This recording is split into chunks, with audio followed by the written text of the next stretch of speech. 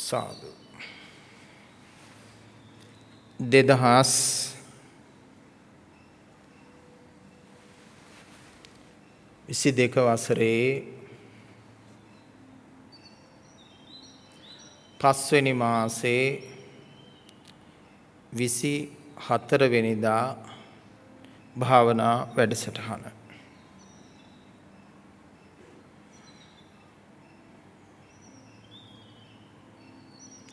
සද්ධර්ම අභිලාෂී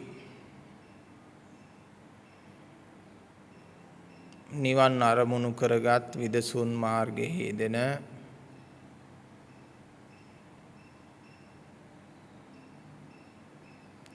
ගුණගරුක පින්වත්නි,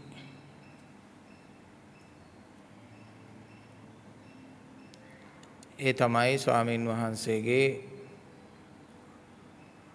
ආරාධනය මේ ධර්ම දේශනා ශ්‍රවණය කිරීම සඳහා. ඒ වගේම සම්‍යක් දෘෂ්ටික දේවරාජ සමූහය.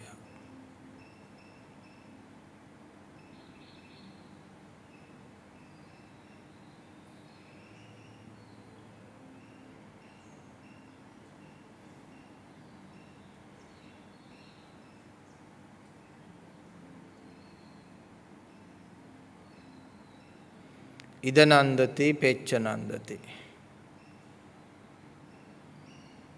මේ මොහොතටත් පසුවටත්, මේ භවයටත් පෙර භවයන් වලටත්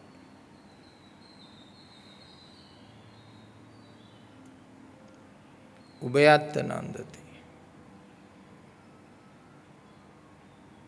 තව තවත් එතරිනුත් එහාට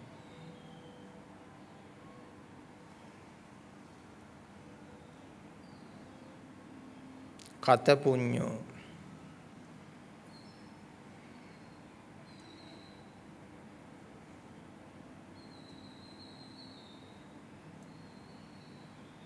කරන ලද කුසල් දහම් පුණ්‍ය බලයන්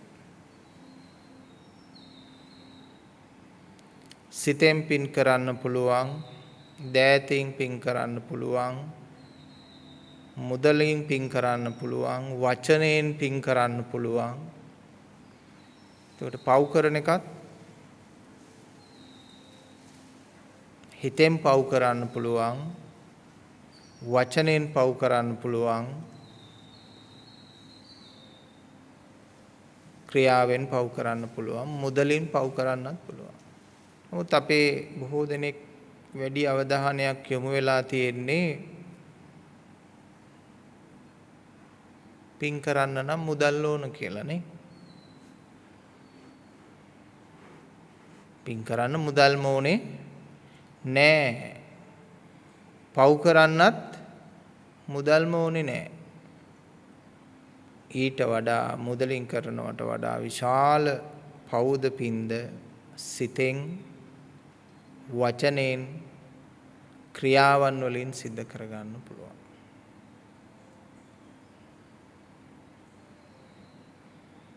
හරි හැටි පිහිටවීම සහ වැරදියට පිහිටවීම.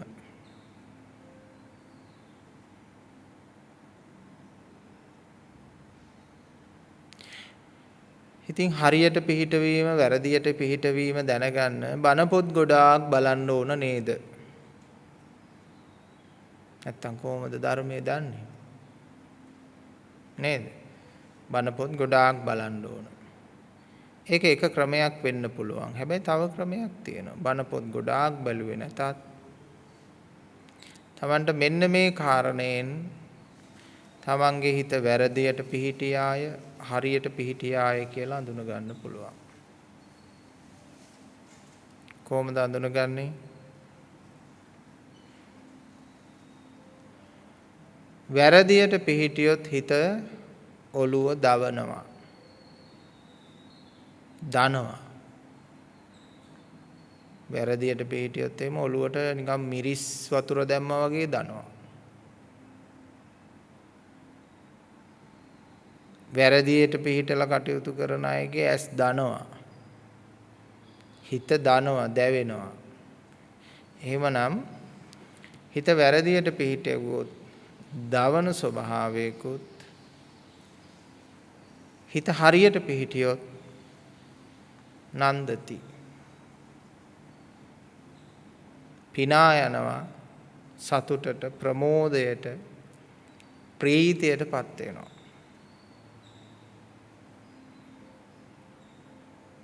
එනිසා පින්වතෙකුට මිසක් සතුටෙන් ජීවත් වෙන්න පුළුවන් පෞකාරයෙකුට බෑ. මොන ආගමේ හිටියත් පෞකාරයෙකුට සතුටෙන් ජීවත් වෙන්න බෑ. දවනවා.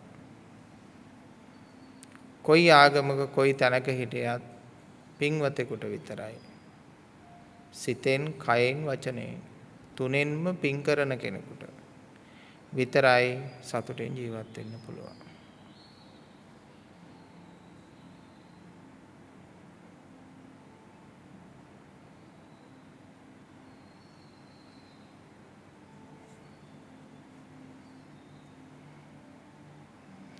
තමන්ගේ ජීවිතයට තමන් ආදරය කරන කෙනෙක්ද, ගරු කරන කෙනෙක්ද, වන්දනා කරන කෙනෙක්ද?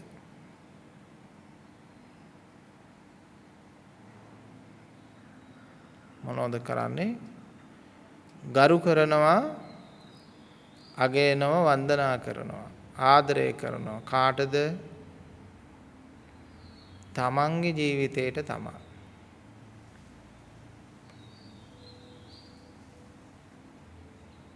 අපෙන් අන් අයට නෙමෙයි ඉස්සෙල්ලම තමන්ට ගරු කරන්න ඕන. තමන්ටම තමන් වන්දනා කරන්න ඕන. තමන්ගේ ෆොටෝ එකක් තියලා තමන්ට පුළුවන් ද වඳින්න? එහෙම කිව්වොත් අපේ පින්නතුන් කියයි ඒක හරි විහිළුවක් නේ හාමුදුරුවනේ කියලා. ඒකට හේතුව තමන් කරන ජරා වැඩ ටික තමන් දන්න නිසා තමන්ගේ ෆොටෝ එකට තමන්ට වැද ගන්න හිතෙන්නේ නැහැ. හැබැයි තමන් පුණ්‍යවන්ත කෙනෙක් නම් එයාට හිතෙනවා එයාගේම ෆොටෝ එකට වදින්න. මේක ලොකු රහසක්. මේක කියපු නැති එකක් මීට කලින්. අද ගෙදර ගිහිල්ලා මේ වැඩේ කරන්න ඕන. මොකද්ද කරන්න ඕන? තමන්ගේ තනි පින්තූරයක් අරගෙන ඒකේ බිත්තියේ ගහලා ඒකට මල් පහන් තියලා පසඟ පිටවල වඳින්න ඕන.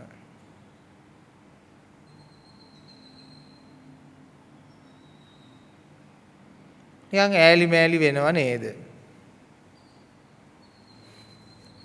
පිස්සුවක් වගේ කියලා හිතෙනව නේද? ඇයි එහෙම හිතෙන්නේ? තමන් නුසුදුස්සෙක්.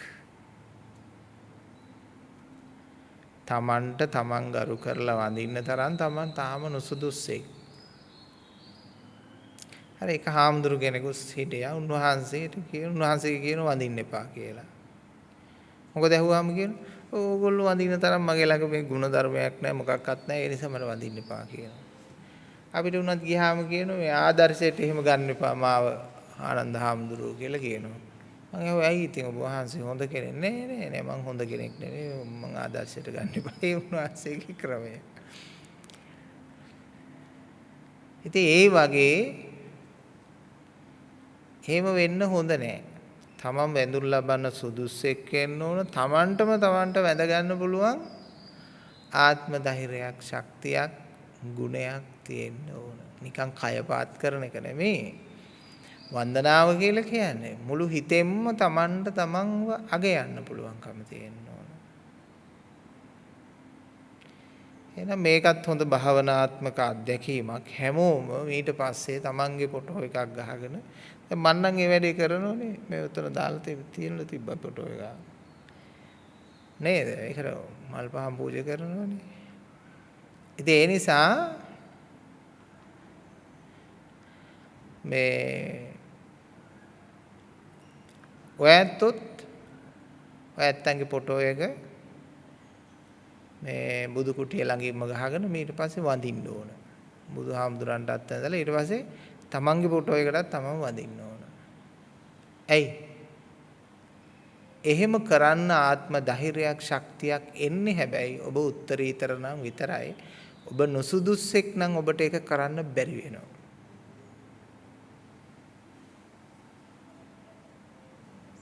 ෆොටෝ එක දැක්කහම බිත්තියට තියලා මිටියකින් ගහන්නයි හිතෙන්නේ. නුසුදුස්සෙක් නම් සුදුස්සෙක් නම් ඔබට හිතෙනවා ඔබේ පින්තූරෙට ඔබටම වඳින්න හිතෙනවා. ගරු කරන්න හිතෙනවා. මුලින්ම ඔබටම ඔබ වන්දනා කරගන්න. ඔබට ඔබ වන්දනා කරගන්න. ඔබට ඔබ පූජනීය වෙන්න. ඔබට ඔබ සිල්වත් වෙන්න. ඔබට ඔබ ගුණගරුක වෙන්න. ඔබට ඔබ සත්‍යවාදී වෙන්න. වෙන කාටවත් නෙමෙයි. ඔබට ඔබ තුල ඔබ ජනප්‍රිය වන්න.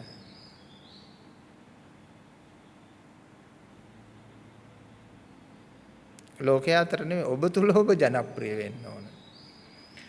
ලෝකයා නිසා නෙමෙයි අභිමානය ඇති වෙන්න ඕන. ඔබ තුලින් ඔබ ගැන අභිමානයක් ඇති වෙන්න ඕන. ලෝකෙන් නෙමෙයි ඔබ ප්‍රශංසා ලබන්න ඕන.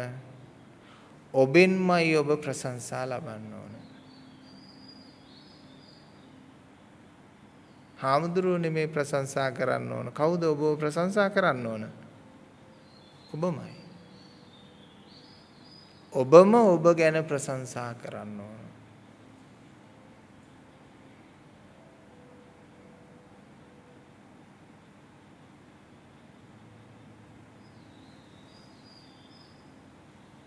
පුළුවන් ද ඔබට ඔබ ගැන ප්‍රශංසා කරන්න? ඔබ ගැන ප්‍රශංසා කරලා ඔබ පිටු 10ක ලිපියක් ලියන්න ඕන. පොතක් කියමුකෝ. පොතක් ලියන්න ඕන. මොකද්ද කරන්නේ? ඔබ ගැන ඔබ ප්‍රශංසා කරලා ලියන්න පිටු 10ක ලියලා ඒකත් අර ෆොටෝ එක කිට්ටුවෙම ගන්න. පුළුවන්ද? පුළුවන්. ඇත්තටම ඔබ ගැන ඔබට ප්‍රශංසා කරන උතුම් ගුණධර්ම තිබුණොත් පමණක්. නැත්තම් ලියන්න වෙන්නේ අගුණ දුර්වලකම් තමයි.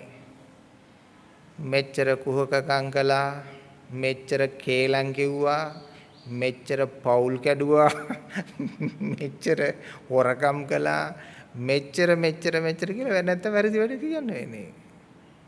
ಗುಣ ගායනා කරලා ලියන්න පුළුවන්කම ලැබෙන්නේ ඔබ ළඟ ಗುಣ ධර්ම තිබුණොත් පිටු 10ක ලියා ගන්න.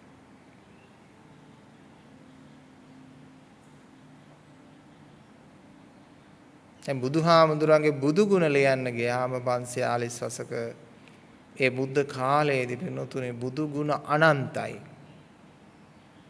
කීමට කියන්නේ අහසේ ලිව්වොත් අහස ඉවර වෙනවා බුදු ගුණ ඉවර වෙන්නේ නැහැ කියලා. තේරුණා නේද? සෑම සිතුවිල්ලකම තිබුණේ මහා මෛත්‍රී ගුණය. මහා චේතෝ විමුක්තික ගුණය තිබුණේ. ඉතින් පිටු 10ක ලියා ගන්න බැරි ගුණ තියෙනවා නම් පිටු 10කවත් ලියන්න බැරි ගුණයක් නම් යම් පුජ්‍යලයක් ළඟ තියෙන්නේ වැඩක් නැහෙනේ.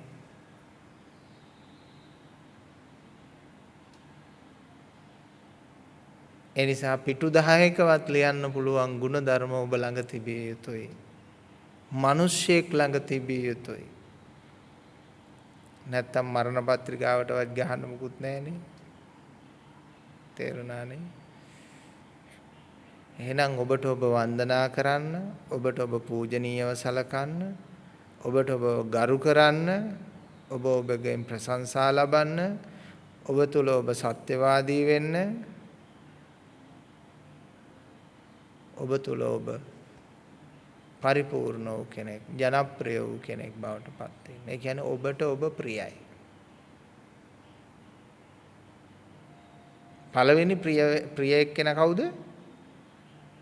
ජනයාට නෙමෙයි. ඉස්සෙල්ලම ජනයා තමයි. තේරුණානේ? පළවෙනි තමන්ගේ නෑයොත් නොනෑයොත් අරුණාම ඉන්නේ කවුද? මමනේ. එතකොට එහෙනම් මා තමයි පළවෙනි ජන කොට්ටාසේ පළවෙනි එක්කෙනා. එහෙනම් මට මාව ප්‍රිය වෙන්න ඕන. ඉතින් මේ සමාජයේ ගොඩාක් අය වෙනතුනි ජනප්‍රිය නෑ, ප්‍රසිද්ධයි. ප්‍රසිද්ධයි. ගොඩාක් ස්වාමීන් වහන්සේලා, ගොඩාක් දේශපාලක අය, නළු නිළියෝ ප්‍රසිද්ධයි, ජනප්‍රිය නෑ. ජනප්‍රිය වෙන්න අමාරුයි.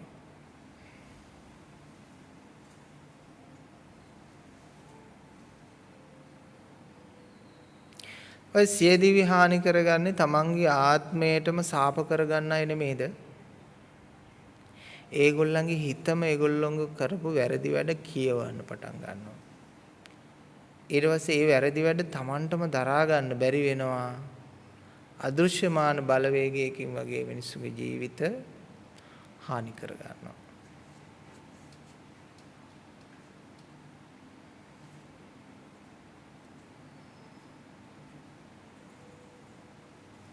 එහෙමනම් තමන්ට තමන් ප්‍රිය වෙනවා නම් ලෝකේ ඔක්කොම එකතු වෙලා තමන් කැතයි කියලා කිව්වත් තමන්ට ප්‍රශ්නයක් නෑ. ඒවා ඒගොල්ලන්ටම හැරෙන තැපැලෙන් ආයි ආවේ.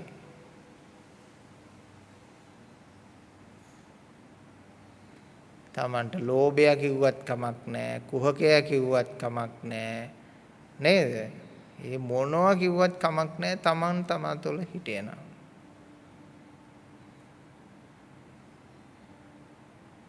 සමහර මිනිස්සු අනිකාට චෝදනා කරන්නේ ඒ චෝදනා ලබන්නා ළඟම ඒ චෝදනා ඇති නිසා නෙමෙයි. ඒ චෝදනා කරන්නන්ගේ තියෙනා වූ චරිත ස්වභාවය ඔවුන් තුලින්ම ඔවුන් දකින නිසා.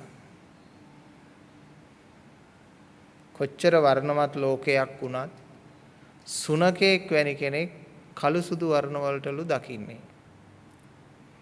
ඒ මොකද ඒ සුනකයාගේ ඇස් දෙක සැකසුණු ආකාරයට.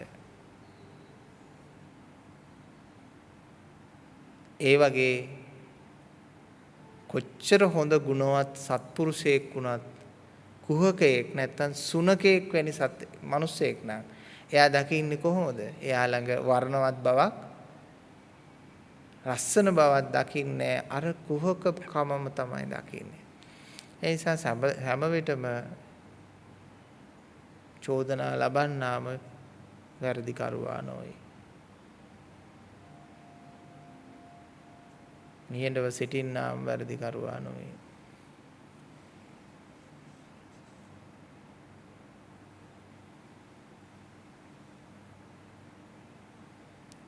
තමා තුළ තමන් ගුණගරුක වීම, කාරුණික වීම, මෙත්තා සහගත වීම, හදවතට ලන්ව ජීවත් වීම.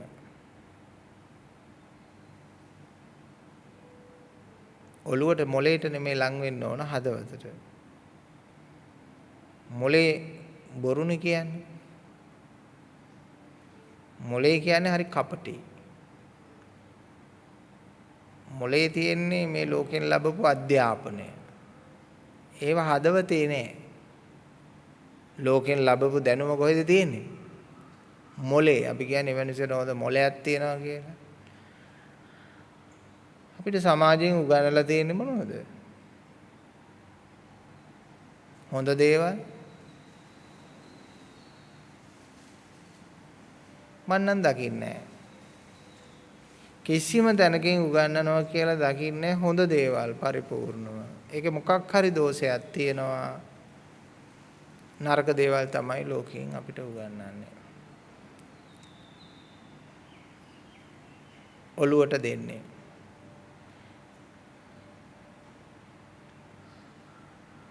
ගෙදරින් ඉඳලා පටන් ගත්තාම ඒක පාසලෙත් එහෙමයි. ඒක ධාර්මික බව කියන එක නැහැ, තියෙන්නේ එකිනෙකා පරයා වදින තරංගයක් පමණයි. හැබැයි එහෙම නැහැ හදවත. හදවත සංවේදී. අර මොලේ ක්‍රියාකාරීත්වය වගේ නෙමෙයි හදවතේ ක්‍රියාකාරීත්වය. ඒ නිසා හදවත ටිකක් විශ්වාස කරා ගන්න.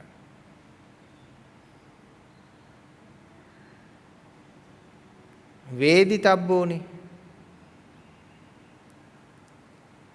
ඒක මොලේට නෙමෙයි ඒක දැනෙන්නේ හදවතට. හදවත කියන එකෙන් අදහස් කරන්නේ අපි මනස, මයින්ඩ් එක.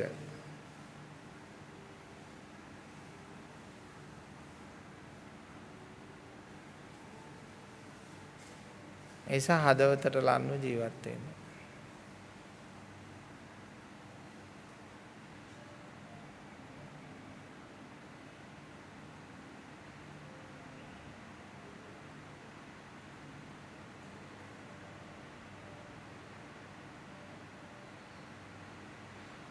ඇස් දෙක පියාගෙන සංසුන්ව හදවතට ලන්ව වාසය කරන්න.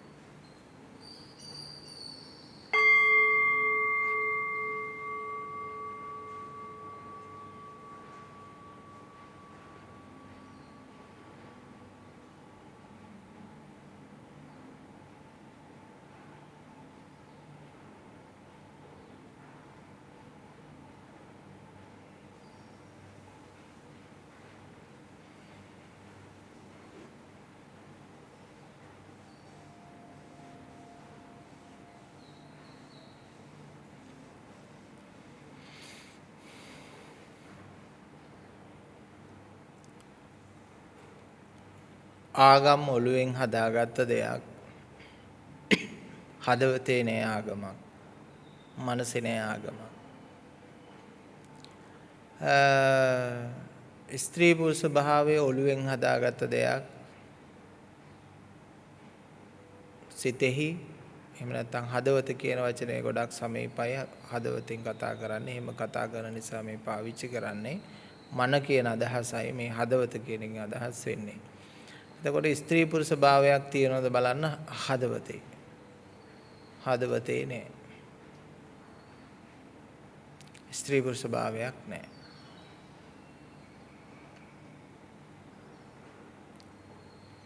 ආගමක් නෑ. හදවතේ ಜಾති වර්ග කුල ભેද ප්‍රශ්න රටවල් කළු සුදු හදවතේ නෑ. ඒ ඔක්කොම තියෙන්නේ මොලේ.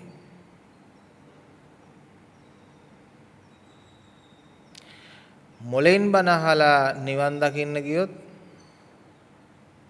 සාරාංශය කල්පලක්ෂයක් යනවා. හදවතින් ධර්මය අහලා නිවන් දකින්න ලෑස්ති වුණොත් එයාට සත් දිනකින් සත් මාසයකින් සත් වසරකින් වැනි සුළු කාලයකින් නිවන් දකින්න පුළුවන්. එෂණේ උවද නිවන් දකින්න පුළුවන් වාග්යය තියෙනවා. ඔළුවෙන් බණ ඇහුවොත් සාරාංශක කල්ප ලක්ෂයයි. හදවතින් ධර්මය ඇහුවොත් ඔබට මේ මොහොතේද සත් පැයකින් සත් දිනකින් සත් සතියකින් සත් මාසකින් සත් වසකින් නිවන් දකින්න පුළුවන්. මේක බුදුබණ පදෙත් දේශනා කරලා තියෙනවා. ධර්මය හරියට ප්‍රගුණ කරොත් මේ වගේ කාලයකින් යාට නිවන් තේරුම් ගන්න පුළුවන් කියලා.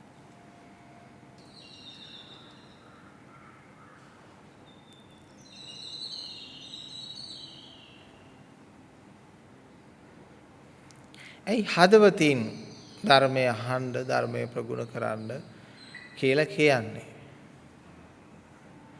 බොරු කරන්න බැරි තැන හිත. මොලේ බොරු කරනවා. බොරු හදනවා, බොරු කියනවා, බොරු නිෂ්පාදනාගාරය තමයි මොලේ.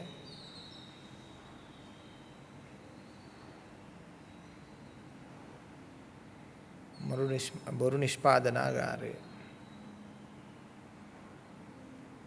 ඇයි එහෙම කියන්නේ? ලෞකිකත්වයේ කියන්නේම පින්නතුනි 100%ක්ම බොරුවක් නෙමේද? මේ ලෞකික ලෝකේ පැවැත්ම කියලා කියන්නේ පනවාගත්ත දේවල් කියන්නේ 100%ක්ම ඇත්තක්ද බොරුවක්ද? ඔබම තීරණය කරන්න ගවේෂණය කරලා. මානන් දකින්නෝ විශාල බොරුවක්. මේ මම කියන තැනින් ආරම්භ වුණාට පස්සේ මේ මගේ ඉඩම කඩම, මේ මගේ ස්වාමියා භාර්යාව, මේ මගේ දරුවෝ, මේ මගේ ධන සම්පත්, මේ මගේ අපේ කියාගෙන යන ඔය හැම දෙයකම තියෙන්නේ ඔළුවෙන් හදාගත්ත මහා බොරුවක්.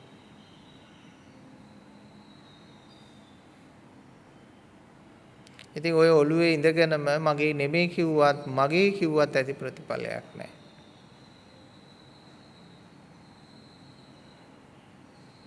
දැන් ගොඩාක් අය කියනවා මේව මගේ නෙමෙයි කියලා. ඒ කියන්නේත් ඔළුවෙන්මයි.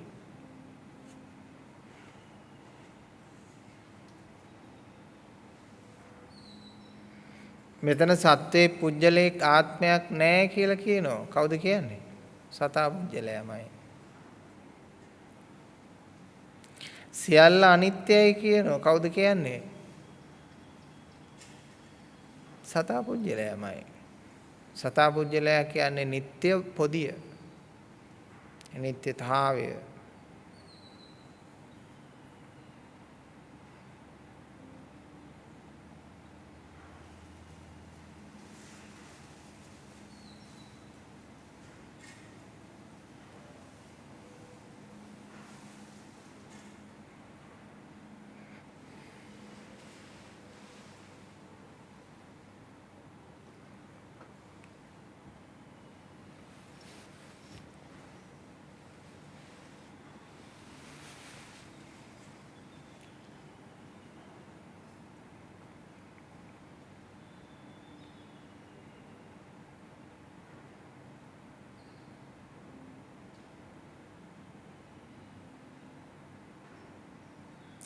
ධර්මය අහනකොට ඝන දෘෂ්ටි ලිහිල් වෙනවා. ලිහිල් දෘෂ්ටි තව තුනී වෙනවා. තුනී වෙච්ච දෘෂ්ටි දුරු වෙලා යනවා, ප්‍රහාණය වෙලා යනවා. එතකොට එයා සිල්වත් වෙනවා. දිට්ඨිංච අනුපගම්ම සීලවා. දෘෂ්ටි නොගැනීමේ සීලය සමාදන් වෙනවා. දවසට එක දෘෂ්ටියක් අයින් කරලා දැම්මොත්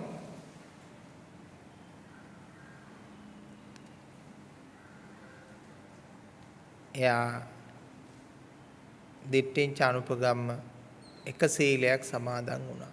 දෘෂ්ටි නොගන්නා වූ එක සීලයක් සමාදන් වුණා. දවසට එක දෘෂ්ටියක් අයින් කරගන්න. ඒ ඇති. දෘෂ්ටි සමුදායක ඒකාත්මිකතාවයකට කියනවා සක්කාය කියලා. සක්කාය කියන්නේ දෘෂ්ටියක් නෙමෙයි ඇත්ත වශයෙන්ම දෘෂ්ටි සමුදායක නාම ගෝත්‍රය. තේරෙන්නේ නැද්ද? මම ඒකට උදාහරණයක් දෙන්නම්. ඉදල කියලා එකක් තියනවාද? ඉදල කියලා එකක් නැහැ. ඉදල කියන එක හැදෙන්නේ ඉරටු 1000ක් විතර බෙලෙක් කෑල්ලක් එන කීපයක් ගහලා අර ලීයක් ගහලා ඒකට එන ටිකක් ගහලා හැදුවට පස්සේ ඒකට කියන්නේ මොකද්ද? ඉදල. නමුත් ඇත්ත වශයෙන්ම එතන ඉදල උනේ සමූහයේ ඒකාත්මිකතාවය නිසා ආපු නාම ගෝත්‍රය. දැන් ඉරටු ටික පැන්නුවා, බෙලෙක් තහඩුව පැන්නුවා, එන ටික ගලවලා දැම්මා, ලී කෑල්ල අයින් කළාට පස්සේ අපි ඒකට ඉදලයි කියන්නේ නැහැ. අන්න ඒ වගේ තමයි සක්කාය දිට්ඨිය කියලා එකක් නැහැ. ඒක අර සාමූහික තත්වයක එකතුවකට කියන නාම ගෝත්‍රය. දැන් සක්කාය දිට්ඨිය හොයන්න ගියොත් එහෙම හොයන්න බෑ. ඒක ඉදල හොයනවා වගේ වැඩක්. ඉදල හොයන්න බෑ.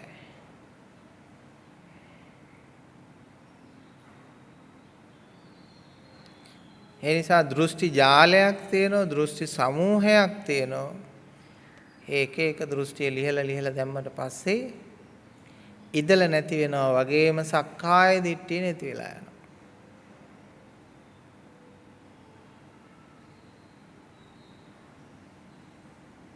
ආගමික දෘෂ්ටිත් නැහැ, ජාතික දෘෂ්ටිත් නැහැ, වාර්ගික දෘෂ්ටිත් නැහැ, නිර්ආගමිකත් නැහැ, ආගමිකත් නැහැ. කිසිම ද්වේෂ සහගත බවක් නැහැ. කිසිම ඇලීමක් ගැටීමක් නැහැ. නිර්පාක්ෂිකයි කියලා පාක්ෂයක් හදාගන්නෙත් නැහැ. නිර්පාක්ෂිකත් නෙවෙයි, සාපේක්ෂිතත් නෙවෙයි, මොන පාක්ෂිකෙක්වත් නෙමෙයි. මොලේ පුදුමයිනේ. මොලේට එක එක දේවල් කරන්න පුළුවන්.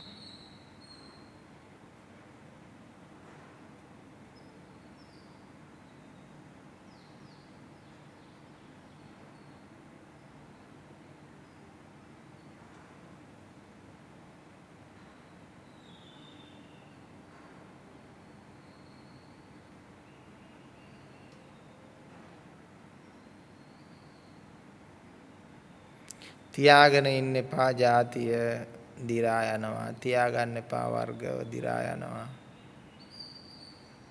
තියාගන්න එපා ගෝත්‍ර දිරා යනවා. විද්‍යාවක්.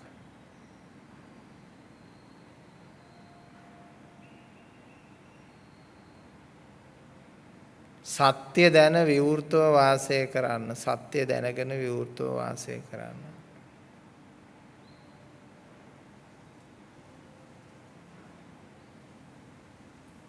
හැඩයක් නැතුව වාසය කරන්න. සමහර අයගේ හැඩේ යක්ෂ හැඩයක් තියෙන්නේ. සමහර අයගේ හැඩේ පෙරේත හැඩයක් තියෙන්නේ. සමහර අයගේ හැඩේ නයි හැඩයක් තියෙන්නේ. හිවල් හැඩයක් තියෙන්නේ. කොටි හැඩයක් තියෙන්නේ. තා කොහොමද? එක එක හැඩ තියෙනවා. දෙවියන්ගේ හැඩ තියෙනවා, බ්‍රහ්මයන්ගේ හැඩ තියෙනවා. හැඩයක් නැතුව වාසය කරන්න. හැඩ වැඩ වෙන්න එපා. තියෙන හැඩ අතාරින්න. හැඩයක් නැතිව වාසය කරන්න. මේක තේරෙනවද? මොකද්ද මේ හැඩයක් නැතුව වාසය කරනවා කියන්නේ? කොහොමද ඒක කරන්නේ? ඔක මගෙන් අහන්න ඉඩ තියෙනවා ඒ ප්‍රශ්නේ ඇවිල්ලා. ඒ නිසා මම ඔබෙන් අහනවා කොහොමද ඒක හැඩයක් නැතුව වාසය කරන්නේ?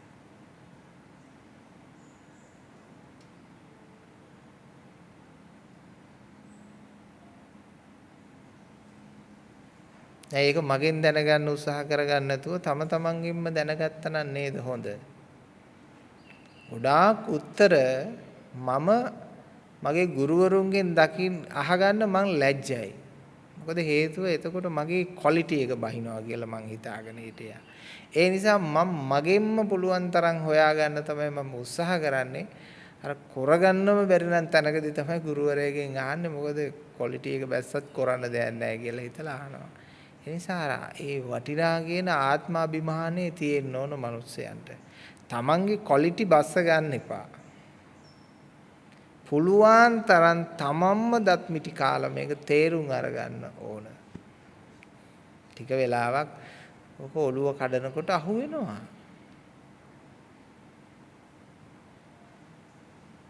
දැන් විනාඩියෙන් තප්පරෙන් උත්තරේ ආවේ නැති වුණාට ලස්සනට උත්තරේ එනවා හැදිලා පැය භාගයක් පැයක් ඕක එකක් කල්පනා කරනකොට. කොහොමද හැඩයක් නැතුව වාසය කරන්නේ?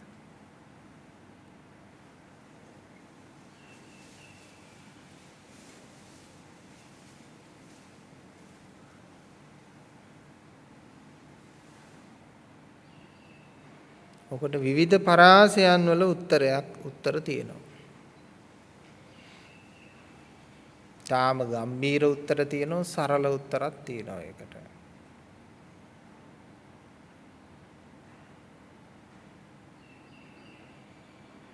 ඔබ සැබෑ බෞද්ධයෙක් නම් ඔබට හැඩයක් තියෙන්න බෑ. භව උද්ද භවයෙන් නිදහස් වූ කෙනෙක් නම් එයාට හැඩයක් තියෙන්න බෑනේ. බෞද්ධ කියන්නේ ඒකයි.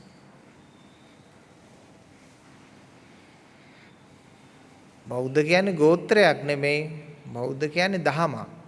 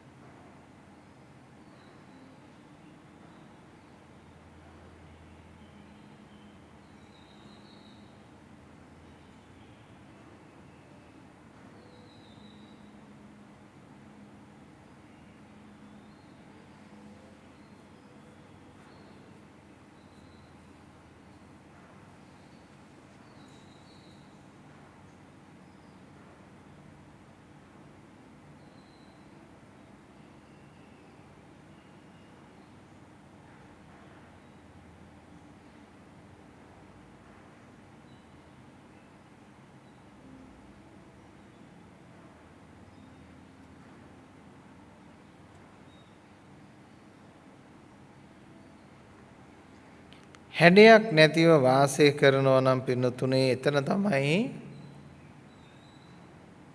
බුදුදහමේ කතා කරන උච්චම මාර්ගය.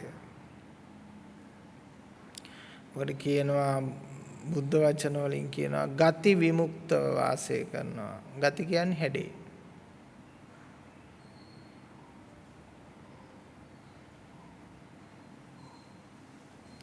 හැඩයක් කියන්නේ දෘෂ්ටියක්. දෘෂ්ටි නැතුව වාසය කරනවා. සම්මා දිට්ඨියෙන් වාසය කරනවා. හැඩයක් නැහැ. ඉතින් තමන් පරිවර්තනය වෙන්න ඕන දහමට. ඔක මොලෙන් දැනගත්තට මදි. හදවතේ ප්‍රායෝගික වෙන්න ඕන. සියලු හැඩ විශ්වයට අතහැර දමන්න ඕන.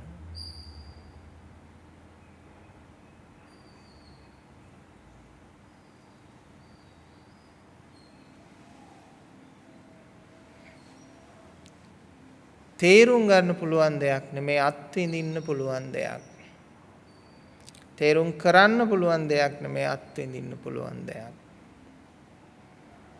මලක සුවඳ තේරුම් කරන්න බෑ අත්විඳින්න පුළුවන්. අඩම තරමේ සියඹලාවක තියෙන රසවත් පැහැදිලි කරන්න වචන නැහැ ඒක අත්විඳින්න ඕන දෙයක්. අඹ ගෙඩියක තියෙන රසවත් අපිට පැහැදිලි කරන්න බෑ ඒක අත්විඳින්න ඕන දෙයක්. එහෙනම් අපිට දැනගන්න විග්‍රහ කරගන්න පුළුවන්කම තියෙන මේ ලෝකේ තියෙන දේවල් වලින් මම හිතන විදියට දශමයකට අඩු ප්‍රමාණයක්. කොච්චර භාෂාව දියුණු වුණත් sannivedanaya දියුණු කරගත්ත මානව සත්ව වර්ගයා හැටියට මනුෂ්‍ය වර්ගයා සිටියත් මම හිතන්නේ ලෝකේ වැඩිපුරම තියෙන්නේ ආස්වාදනීය දේවල් මිසක් කියා දෙන්න පුළුවන් දේවල් නෙමෙයි. ඒ නිසා මේ බණ කියනවා කියලා ඇත්තෙන්ම ලෝකේ දැනගන්න තියෙන මාර්ගයන් වලින් මම හිතන්නේ දුර්වලම මාර්ගය තමයි වචන වලින් අපේ මේ තියෙන sannivedanaya.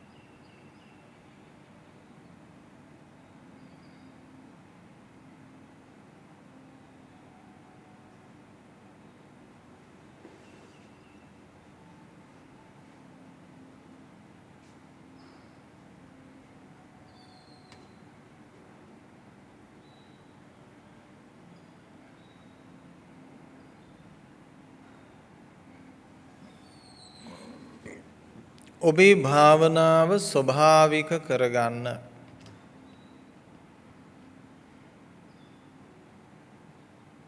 ඇයි එහෙම ස්වාමින් වහන්සේ මතක් කරන්නේ?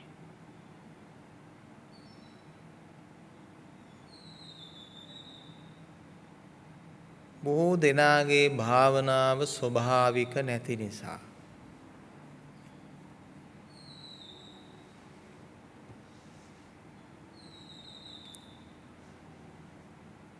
භාවනාව ස්වභාවික කරගත්තේ නැති වුණොත් ධම්ම ජීවිනෝ කරගන්න පුළුවන් කමක් නැහැ. ඒ කියන්නේ පැය 24ෙම වැඩ කරන ක්‍රියාත්මක වෙන භාවනාවක් බවට පත් කරගන්න බෑ. භාවනාව ස්වභාවික වූයේ නැති වුණොත්. දත් මිටි කාගෙන ඇස් දෙක පියාගෙන හොඳට අතපය ගුලි කරගෙන හිර කරගෙන කරන භාවනාව ඇතුලේ බොහෝ වෙලාවට 100% කියන්නේ නැහැ. කෙනෙකුට පුළුවන් ධර්මය අවබෝධයේ තියෙන කෙනෙකුට පුළුවන් මේ ඒක ස්වභාවික කරගන්න. නමුත් 100% නොවුනත් යම් වැඩි ප්‍රතිශතයක් අනවබෝධිතව හිර වෙලා සිටිනවා මිසක් යම් භාවනාව ස්වභාවික භාවනාවක් නැහැ.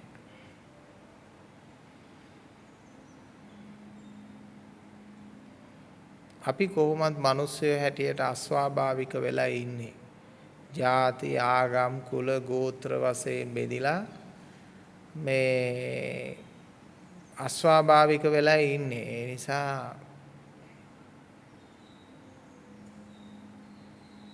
අපි ස්වභාවික වෙන්න ඕන.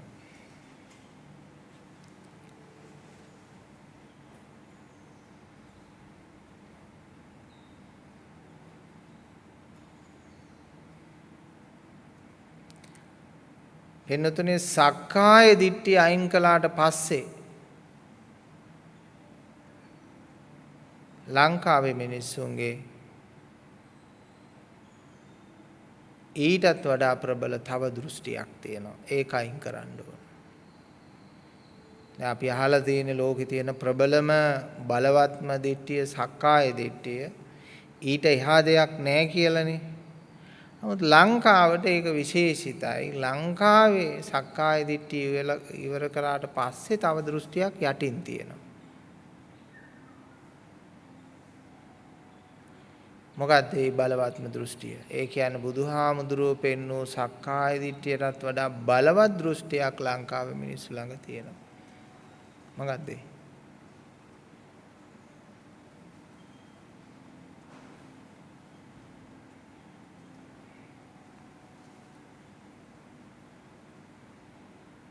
අන්න ඒකත් ඔබ හොයලා තේරුම් ගන්න ඕන දෙයක්. අන්නේ දෘෂ්ටියත් අයින් වෙන්න ඕන.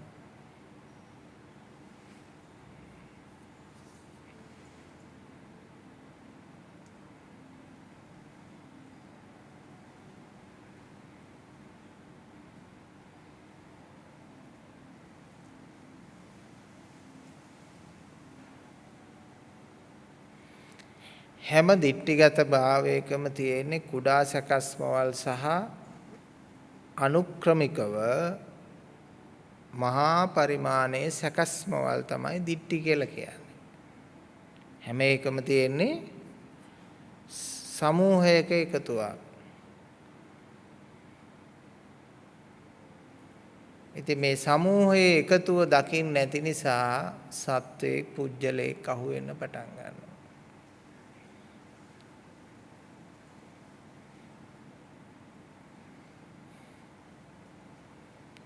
මිනිස්යාගේ ආවේග කොච්චරද කියනවනම්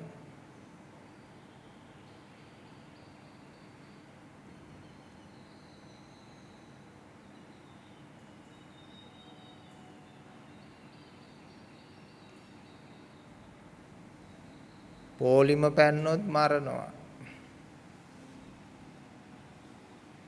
ගහනවා.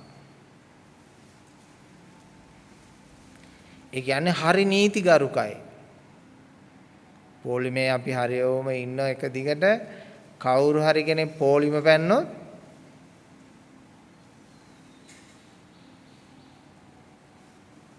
ගාලා මැරුවා.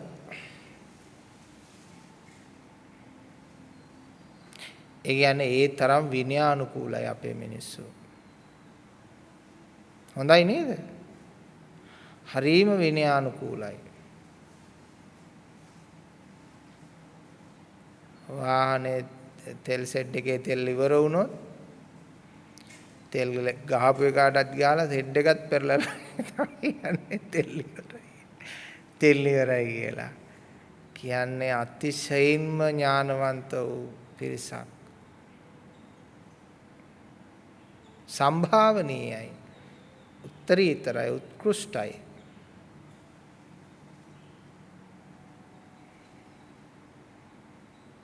කොහෙන්ද ඒ උත්කෘෂ්ඨභාවය අපිට ආවේ? පාසලෙන්, දහම් පාසලෙන්, පන්සලෙන්. වැවයි දාගබයි සොහොන් පිට්ටනියයි. අපිට අපේ උරුමයයි.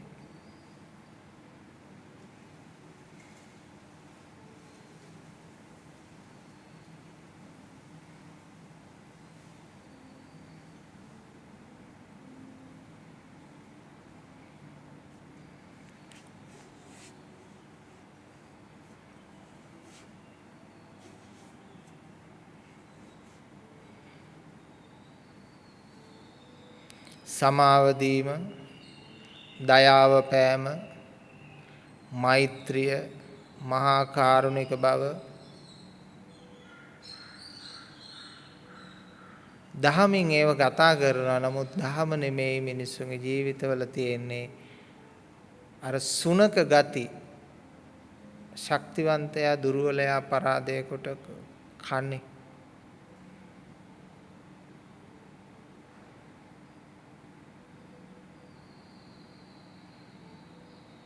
ශක්තිවන්තයා විසින් දුර්වලයා පරාජය කරන ක්‍රමයේ තියෙන ගුණධර්ම නෙමෙයි.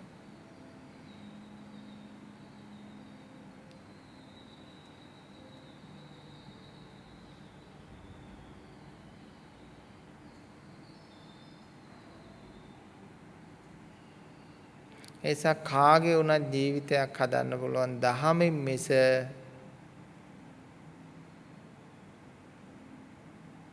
වෙන ආර්ථිකයකින් වෙන දෙයකින් මිනිස්සුව හදන්න බෑ. දහමෙන්ම පමණයි හදන්න පුළුවන්. නමුත් ඉතින් දහමක් දෙන්න පුළුවන්කම තියෙන්නේ නුවණක් තියෙන සතෙකුට පමණයි. නුවණක් නැත්තම් කොහොමද දහමක් සම්බන්ධ වෙන්නේ? ඉතින් නුවණැති පිරිස අති දුර්ලභයි. පොළොවේ මණික් කැට වගේ දුර්ලභයි. මණික් කැටයක් හොයාගන්න පින්නතුනේ පස් කඳු කීයක් නම් සෝදන්න ඕනද? ඒ වගේම නිවන් මඟ හොයන සත්පුරුෂයෙක් හොයාගන්න පස් කඳු ගණන් සෝදන්න ඕන. අපි පින්නතුනේ පොත් 1000ක් දුන්නාම මුද්‍රණය කරලා අපේ ඉලක්කයේ තියෙන එක්කෙනෙක්. පොත් 1000ක් බෙදලා දුන්නාම එක්කෙනෙක් තමයි ධම්මකට යොමු වෙයි කියලා විශ්වාසය තියෙන්නේ. ධර්ම දේශනාවක් 1000ක් ඇහුවාම එක්කෙනෙක් මේක තේරුම් ගන්නේ කියන විශ්වාසය තමයි තියෙන්නේ.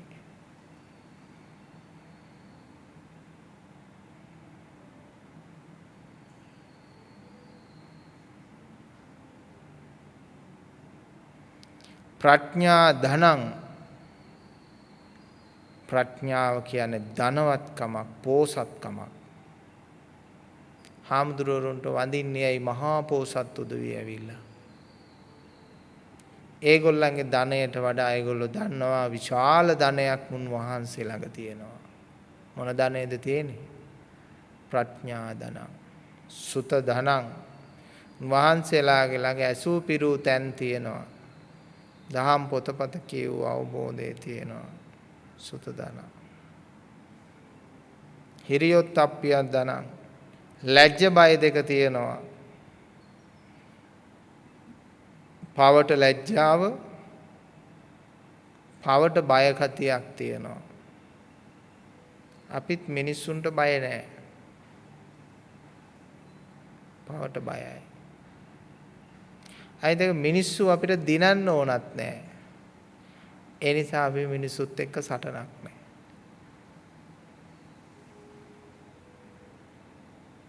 දැන් මිනිස්සුත් එක්ක ඒ කාලේ දිනන්න සටනක් වෙන්න අවස්ථාවක් ලැබුණොත් එහෙම මම කල්පනා කරන්නේ මේ සටනෙන් මට ලැබෙන ජයග්‍රහණය මොකක්ද?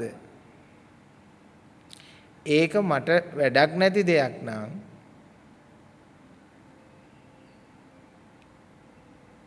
තේරුණාද? අපි ඒක මග අරිනවා. අපි ඒ කාලේ ඉතින් විහිළු වැඩ කරනවනේ පොඩි අඹ ගෙඩි ටිකක් අවුල ඉන්න වෙලාවේ හොඳ අඹ ගෙඩියක් වගේ එකක් පෙනුමෙන් වැටුණා. වැටුණාට පස්සේ මේක දැනගත්ත මම එයා පැත්තෙන් කුරුමිනියෙක් රිංගලා ගිහිල්ලා ඇතුළ සම්පූර්ණව කාලා තියෙන්නේ මේක නිකන් පොත්ත විතරයි තියෙන්නේ. මේක වැඩක් නැති අඹ ගෙඩියක් කියලා. අපි කිව්වා දැන් මේක කවුරුත් මේක ඉල්ලනවා. ඒක නිසා මම කිව්වා මේක අපි තියලා ඇතින් දුවලා ගිහිල්ලා ඉස්සෙල්ලම ගන්න කෙනා මේ අඹ ගෙඩිය අත් කරගන්න කියලා. දැන් මම දන්නවා මේකේ කුරුමිනියෝ කාලේ ඉන්නේ තියෙන්නේ කියලා. හරි දුවමු කියලා සැරසේන වේනියක් කියලා දෙව්වා. මුන් ඔක්කොම දුවනවා. අඹ ගෙඩිය පස්සේ දැන් මම දන්නවනේ ඔක කුණු වෙලා තියෙන්නේ කියලා. මම තරඟේ අත්හරිනවා. තේරුණාද? මන් තරංගේ අත්හරිනවා. අරගොල්ලෝ දුවලා ගිහිල්ලා ඉවරලා පොර කාලා අඹ ගෙඩිය ගන්නවා. වැටිලා දනිස කඩාගෙන ගන්නවා. ඉතින් ඔන්න ඔය වගේ වැඩක් තමයි තියෙන්නේ. පොඩි කාලේ කරගන්න විහිළු. ඊට පස්සේ ඉතින් hina වෙනවා ඔය කරගෙන මේව කරලා.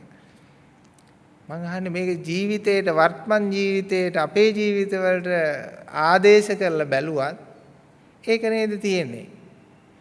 නිකන් කුණු වෙච්ච අඹ ගෙඩියක් පස්සේ දුවන දිවිල්ලක් තියෙන මිනිස්සුયો. කොයිබකවත් ජයග්‍රහණය නෑ ලෝකේ.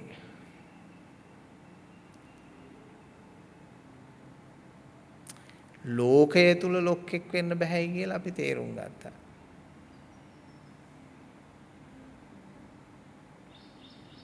බුදුරජාණන් වහන්සේගේ බුද්ධ රාජ්‍යයේ සම්බුද්ධ ශාසනය විතරයි අපිට ලොක්ෙක් වෙන්න පුළුවන්. දැන් සමහර ස්වාමීන් වහන්සේලා බවට පත් වුණත් ඒගොල්ලෝ ලොක්ෙක් වෙන්න හදන්නේ ගෝලියෝ ඉන්න ප්‍රමාණයට. පන්සල් තියෙන ප්‍රමාණයට. ආරාමේ පන්සලේ තියෙන ලොකු ප්‍රමාණයට ලොකුකම එන්න හදන්නේ. එහෙම ගරුසරකිල්ලක් තියෙනවද නේ? මෙච්චර ආරාම සංජිතයක් තියෙන කෙනෙක්. මෙච්චර ශ්‍රාවකයෝ ඉන්න සංජිතයක් තියෙන කෙනෙක්. ඊළඟට ඉතින් ඒකම තමයි අනිත් පැත්තට ගිහියෝ ගත්තත්. මෙච්චර ව්‍යාපාර තියෙන සංචිතයක් තියෙන කෙනෙක්. මෙච්චර ධනෙ තියෙන සංචිතයක් තියෙන කෙනෙක්. රටවල් ගත්තාම ඒත් එහෙමයි.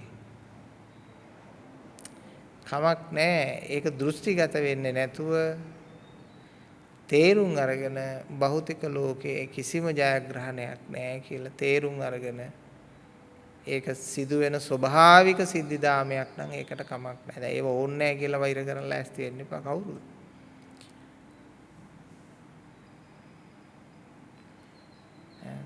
තමන්ගේ දුර්වලකම හදාගන්න මිසක් ධර්මයේ තියෙන්නේ මේවා තේරුම් අරගෙන අනුන්ට පහර ගහන්න හරි අනුන්ගේ දුර්වලකම් බලන්න හරි නෙමෙයි. අනුන්ගේ දුර්වලකම් බලන්නේ විශා ඊට වඩා දෙගුණයක් දුර්වලකම් තියෙන කෙනෙක්.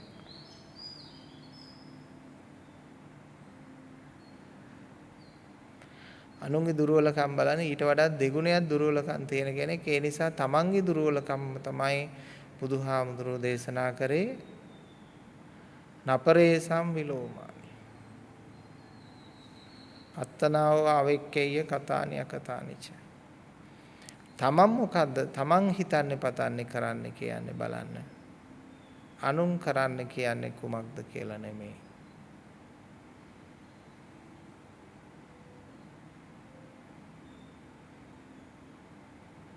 තමන්ගේ මනස කොහොමද වැඩ කරන්න කියලා බලන්න.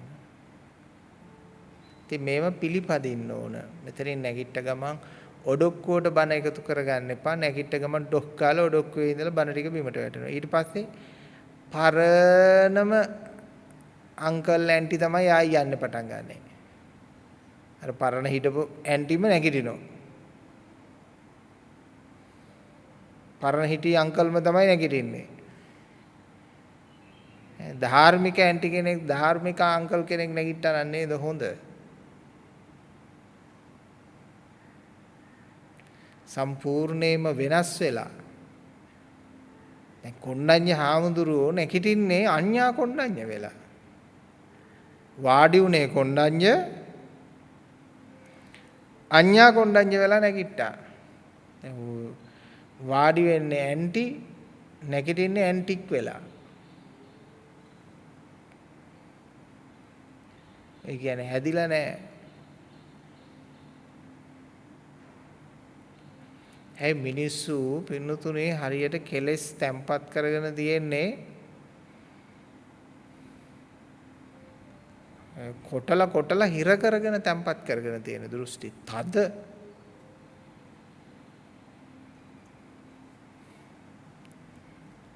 එක පළාත්වල හැටියට දේවල් ආගම් වල හැටියට දේවල් ඒවා ආගම් වලින් පවා කරන්නේ එහෙමයි. මිනිහා මුණ බම්බුවක් වගේ එකක් නම් ඒ මිනිස්යාගේ ඇතුළට දාලා ආගම කොටනවා මෙහෙම. කොටල තද කරලා හදනවා. මේ ආගමේ මේ දෘෂ්ටියේ මේ වර්ගේ හරි තදයි. මං ඊටාම සන්තෝෂ වෙනවා. එහෙම කොටන්න ආපු අයට කොටලා අයින් කළා. අපි මේ සියලුම දේවල් වලින් අයින් වෙලා නිදහස් නිවහල් දර්ශනයක් තියෙනවා.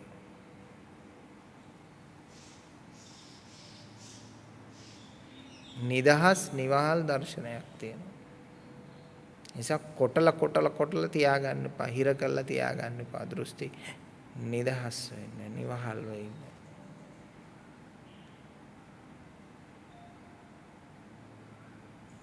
දෘෂ්ටි කොටා ගන්න එපා. දැන් මෙහාට සෙනග අඩුවයි. බොහොම පොඩි පිරිසයි ඉන්නේ අපේ ධර්මයට. ඇයි අපි දෘෂ්ටි කොටන්නේ නේ? තියෙන දේ Tamanටම බාර දීලා බුද්ධිමත්ව Tamanගේ තියෙන දේ ලියාගෙන යන්න උගන්වනවා. දෘෂ්ටි කොටන තැනක් වුණා නම් මේ මිනිස්සු ටික බන්දලා හදලා සංවිධානයක් කරගෙන විශාල වැඩපිළිවෙලක් කරන්න පුළුවන්. මොකද මිනිස්සු දෘෂ්ටිගත වෙන්න ආසයි.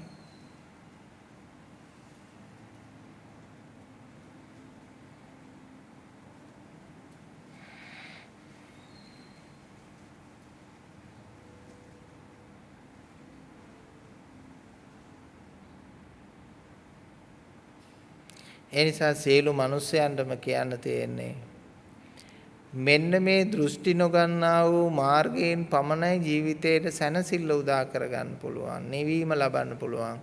එහෙම නැතුව මොනවා ලැබුණත් පරිපූර්ණ වෙන්නේ නැහැ. ඕක තේරුම් ගත්තේ නැති මිනිස්සෙකුට සත්‍ය සොයා ගන්න බෑ. අපි පින්නතුනේ හැබැයින් ජීවිතයේ කෙලවරට යන්න කලියෙන් හැබැයින් නොවන මානසිකව ජීවිතයේ කෙලවරට ගියා.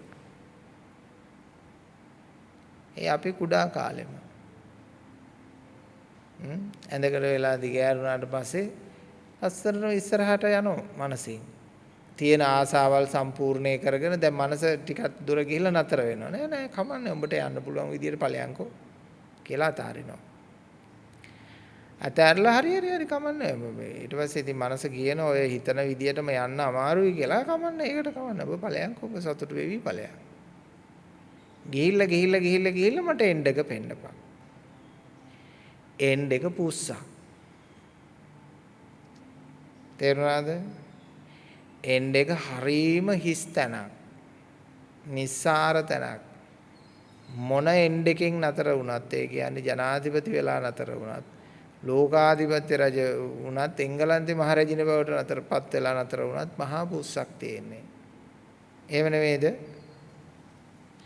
ඉතින් එහෙම යන්න ඕනේ ඉස්සෙල්ලා. දැන් තමන්ගේ හීන එනකොට හීන બ્લોක් කරන්න එපා. හීන වලට යන්න දෙන්න.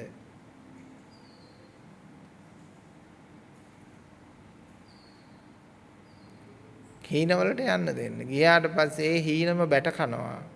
බැට කෑවට පස්සේ ඒ හීන අපේ හීන ඇතුලේ මේවා මිය දෙනවා. ඊට පස්සේ තමයි නිදහස්.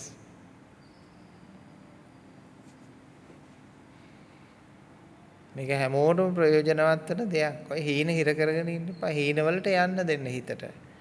හීන වලට ගිහිල්ලා එන්ඩ් එකටම යන්න දෙන්න. අවසානෙටම යන්න දෙන්න.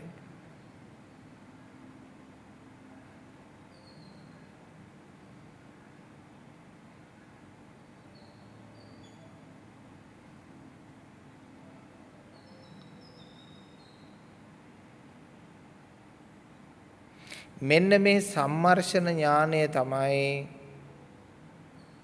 මනුෂ්‍ය සම්පත්තියක තියෙන වටිනාම ගුණය. මොකද්ද? සම්මර්ෂණ ඥානය. මේක තමයි මේ සත්වයාගේ තියෙන මහා ප්‍රභාවය, සතුට, මහා බල සම්පන්න භාවය මේක තමයි. ඉතින් ඒකේ ප්‍රයෝජනෙ ගන්න.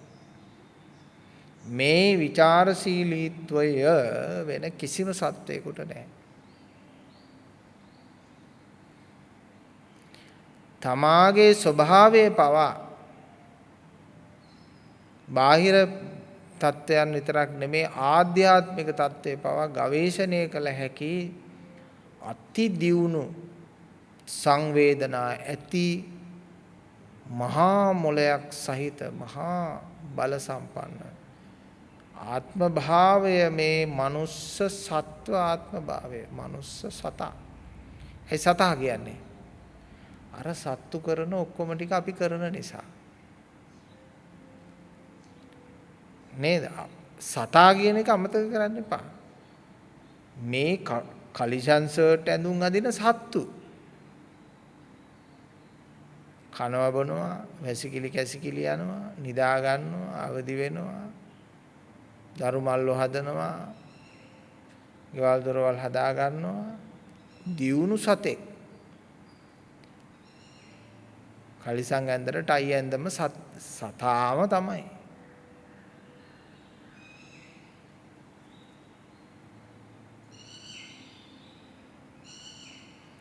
ඒ සත්ව ගති අඩු කරගත්තොත් මනුසත්ව ද මනසක් තියෙන මනස උසස් දැක්මක් ඇති සත්ව ගරයට වැටෙනවා.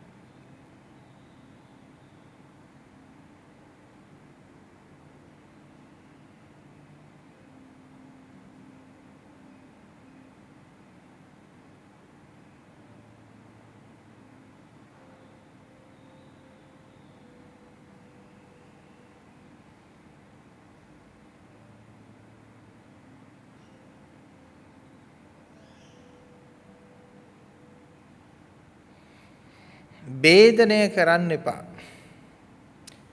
දැන් බුදුදහමෙන් පවා බෙදනවා. ගොඩාක් දෙලාට බුදුදහම උගන්වනවා කියලා ගොඩාක් උදවිය කරන්නේ ඇත්ත වශයෙන්ම ස්වාමීන් වහන්සේලා එහෙම බෙදන එක. මේක හරම නෙමෙයි මෙහිමයි. බෙදනවා කියන්නේ ඔන්න ඕකට. එහෙම නෙමෙයි මේක හරමයි.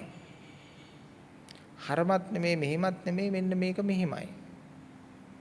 ඒකද කියන්නේ බෙදා ඉගැන්වීම.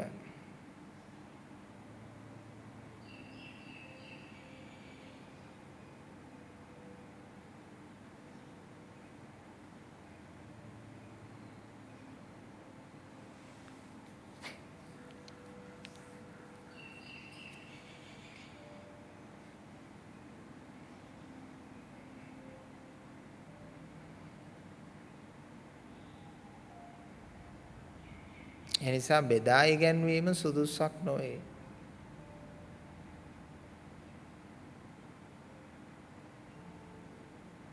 බෙදා උගන්වන්නේ මොලේ. හදවතේ සිතෙහි බෙදා ඉගැන්වීමක් නැහැ. බෙදන්නේ මොලේ.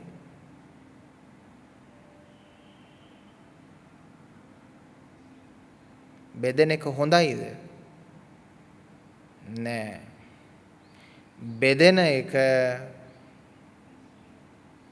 ලෝකේ ගැටලු 10 ගාණක් නිර්මාණය කරන එක. බෙදන්න හොඳ නෑ. ඒකීය බවක් ඒකාත්මික බවක් ලෝකේ පවතින්නේ කියන සත්‍යයයි අපි පෙන්වලා දෙන්න ඕන.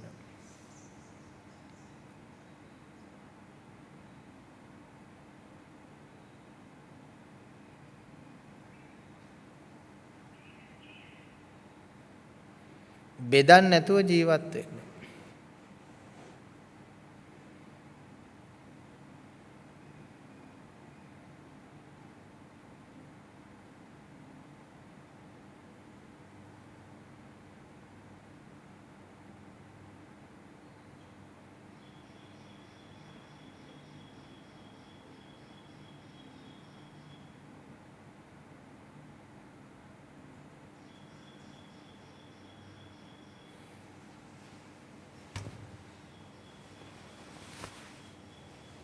ඒක ලස්සන වචනයක් තියෙනවා. ඒකෙන් තේරුම් කරගන්න පුළුවන්. non duality love. non duality love. දෙන්නෙක් නැති ආදරයක්.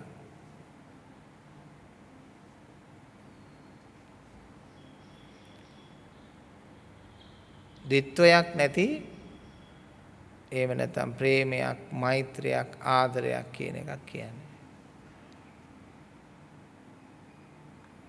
අපිට සාමාන්‍යයෙන් පෙන්නන්නේ බෙදලා මෛත්‍රී කරන්නනේ. පොඩි සතාගේ ඉඳන් ලොකු සතාට වෙනකම්. ලොකු සතාගේ ඉඳන් පොඩි සතාට වෙනකම්. ඇහැට පේන සහ නොපෙනෙන සත්තු වෙනකම්.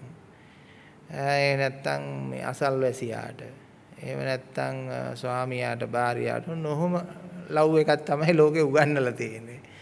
බුදුදහමේ උගන්වන මේ මහා මෛත්‍රිය දෙදෙනෙක් නැති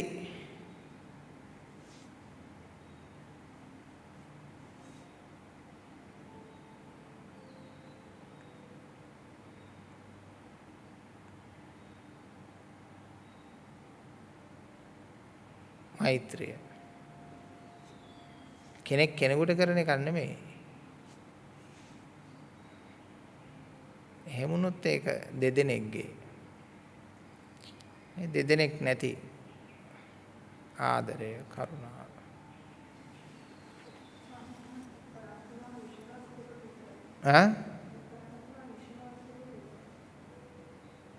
තේරෙන්නේ පොඩ්ඩක් පහලට කරලා කියන්න.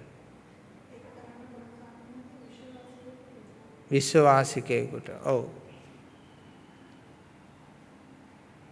විශ්වාසිකයා කියන්නේ දෙදෙනෙක් නැති කෙනෙකුටනේ. විශ්වාසිකයා කියන්නේ දිත්වයක් නැති එක. විශ්වය කියන්නේ එකක්. විශ්ව දෙකක් නැහැ. විශ්වය කියන්නේ අద్භූත ධර්මයක්. ඒ අద్භූතයි කියන්නේ. අద్භූතයි කියලා කියන්නේ ඒක හිතා ගන්න බෑ.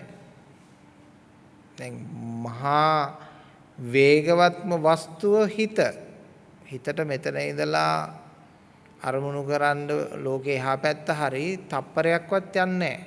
මිනි තප්පරයක්වත් යන්නේ නැහැ. ඒ තරම් වේගවත්. විශ්වයේ ඒත් අපිට හිතා ගන්න බෑ. අද්භූත වස්තුව. එතකොට නිවනටත් කියන්නේ මොකද්ද?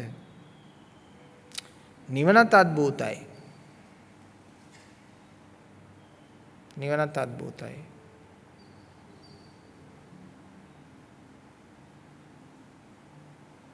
නිවනත් අද්භූතයි.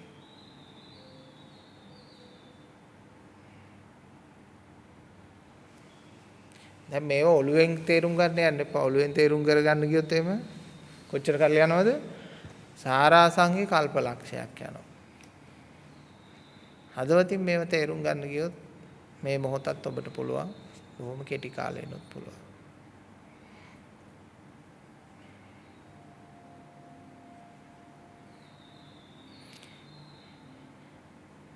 දිත්වයක් නැති ආදරයක් ඔබ ළඟ තබා ගන්න. ඒක ලස්සනයි නේ.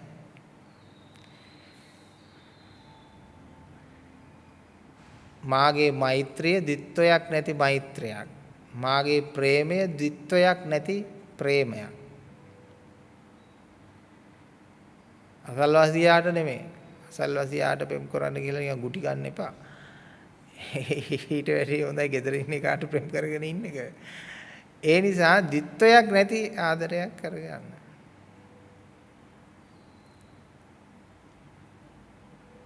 තමන්ටවත් තමන් ප්‍රේමයක් නැති ලෝකේ අසල්වැරියාට ප්‍රේම කරයිද? ප්‍රේම කරන්න කියලා ගිහිල්ලා කරන්නේ ඉරිසියාවක්ම තමයි. ගිනි තැබීමක්ම තමයි කරන්නේ. මොකද තමා තුළ ගිනි අරගෙන තියෙනවා නම් ඉතින් අනිත් කෙනාටත් ඉතින් ඒකේ ඉන්න බෝ වෙනවා හැරෙන්න වෙන කරන්න දෙයක් නැහැ. හරියට නිකන් තමාට කොරෝනා හැදිලා තියෙනවා නම් එහා ගෙදර එක්කෙනාට ප්‍රේම කරන්න ගියාම ප්‍රේමේ නෙමෙයිනේ යන්නේ කොරෝනානේ. අන්න ඒ වගේ තමයි. මිනිස්සයා ගිනි අරගෙන නම් ඉන්නේ. එහා පැත්තේ එක්කෙනාට මෛත්‍රී කරන්න ගියාට මෛත්‍රී යන්නේ ගිනි බෝල තමයි. දැන් මිනිස්සු හිතාගෙන මේ ලෝකෙට නිදුක් වේවා නිරෝගී වේවා සුවපත් වේවා කියලා සුවපත් වෙනවා ඇති කියලා නේ. මිනිස්සුගේ දුෂ්ට හිතවිලිම තමයි හැම තැනම පැතිරලා යන්නේ. ඒ නිසානේ බ්ලෙස් එකක් ගන්න කියලා කියන්නේ බ්ලෙස් එකක් තියෙන කෙනෙක්ගෙන්. එහෙම නැති කෙනෙක්ගෙන් ගත්තොත් ඉවරයි. ඔය පෙරේතයෝ ඉන්න තැන්වල භූතයෝ ඉන්න තැන්වල ගිහිල්ලා බ්ලෙස් අරගත්ත ගම රටම ගිනි ගන්නවා. දැන් මම ගිහිල්ලා බලලා තියෙනවා ඔය මහා දේවාලරේ මෙහි කියන තැන්වලත් ඉන්නේ අල්පේශාකික නිකම් පෙරේතයෝ භූතයෝ පිරීලා ඉන්නේ. උසස් ආත්ම භාවයක් නැහැ. මට ඒක ආධ්‍යාත්මික ඇසට පේනවා. මම ඉතින් කියනවා මේ තැන්වල ඉන්නේ මේ තාම මේ දුර්වල ආත්ම භාවයන් සැරිසරන්නේ. අර ඉන්න දක්ෂ කපුවට පුළුවන් කෙනෙක් ආවහම මෙන්න මේ වැඩේ කරලා දෙන්න කොහොම හරි කියලා භූතයෙක් අල්ලලා බන්දලා ඉවනවා.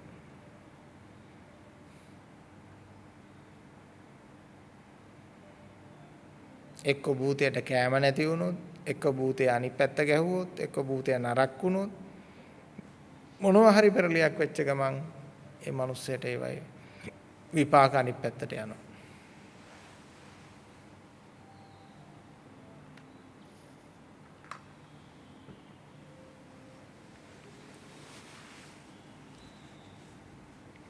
හරි තැනකින් ආශිර්වාදයක් ගත්තත් ගන්න හොඳ තැන් තමයි ජයශ්‍රී මාබෝ හාමුදුරුවෝ රුවන්වැලි සෑය යන්න හොඳ තැන්.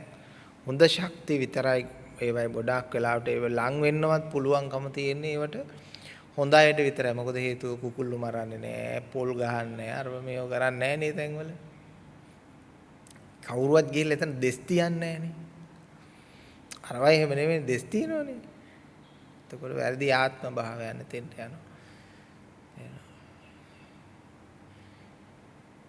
පෙරේතයාගෙන් භූතයාගෙන් කාලයක් වැඩ ගත්තාම ඒකේ ණය ගෙවන්න ඒගොල්ලොත් පෙරේතය භූතය වෙනවා.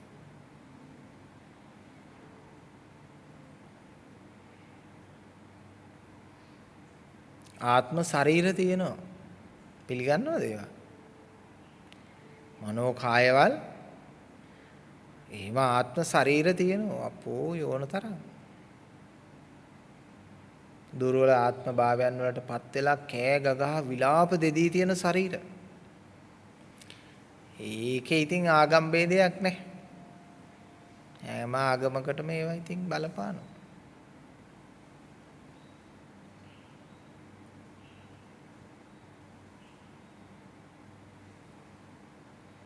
ඒසා දුර්ලභව ලැබූ මනුෂ්‍යාත්මය ඔළුව විනාශ කරගන්න එපා.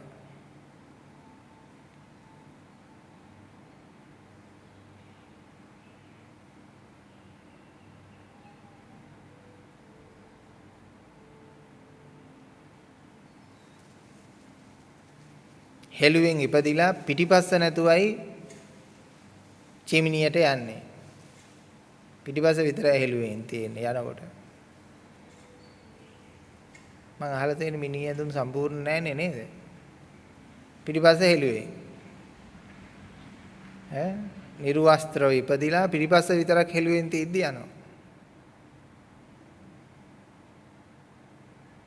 දැන් ස්වාමීන් වහන්සේලා කීප දෙනෙක්ම මේ ආධ්‍යාත්මික පැත්ත පැහැදිලි කරන හාමුදුරුවෝ එහෙම සමු අරගෙන ගියා. ඉතින් උන්වහන්සේලා මේ හොඳට බණ කියමින් මේ හිටියා. නිහඬ වෙච්ච ගමන්ම එකම දර කෑල්ලක්. මොනවද මේ ජීවිතේ කියලා ඉතින් කාට උනත් හිතෙන්න ඕන මොනවද මේ සංකප්ප රාගයක නේද මේ මිනිස්සෙක් හැටියට මේ ඉන්නේ එකිනෙකාට ඉරිසියා ක්‍රෝධ වෛර්ග තරඟකාරකම් මේ ඇති කරගෙන මොනවද මේ කරන්නේ කියලා මිනිස්සු සියලු දෙනාට හැඟීමක් ඇති වෙන්න ඕන ඇති වෙලා හිත සුද්ධ වෙන්න ඕන මොලේ සුද්ධ වෙන්න ඕන මේ වැඩක් නැහැ අපි සාමූහික මිනිස්සු වශයෙන් සාධාරණ වශයෙන් හිතන්න පුරුදු වෙමු කියලා තැනක එන්න ඕන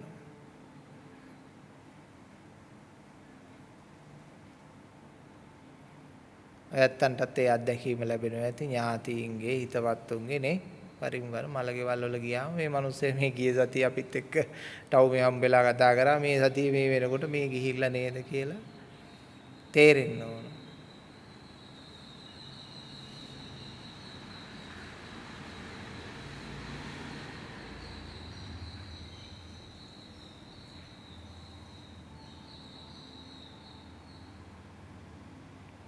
ජීවිතයේ දේවල් පිළිබඳව කලකිරෙන්නේ තණ්හාව ආශාව අඩු අයට මේ ලෝකේ තදින් අල්ලගත්ත අයට එහෙම කලකිරෙන්නේ තමනුත් තමන් අතහැරලා ඉන්න කෙනෙකුට තමයි කලකිරීම ඇති වෙන්නේ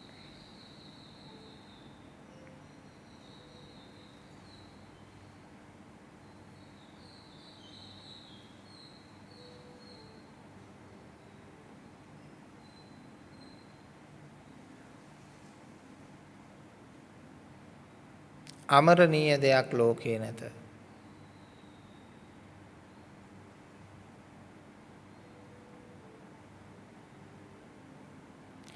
නත්ති ජාතස්ස අමරණ. අමරණීය පහළවීමක් ජාතකයක් මේ ලෝකේ නැහැ. පහළ වුණු දෙයක් නැහැ.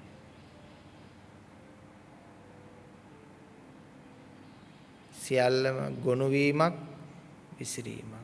ගොනු වීමක් විසිරීමක් ගොනු වීමක් විසිරීමක් ඉතින් මේක තේරුම් ගත්තාම අපි හරියටම යථාර්ථයට මුහුණ දුන්නාම මේ ගොනු වීම විසිරීම කරන කියන කෙනෙක් හැටියට සත්‍ය පුජ්‍යලයක් හැටියට අල්ලගත් එක අපින් අයින් වෙලා යනවා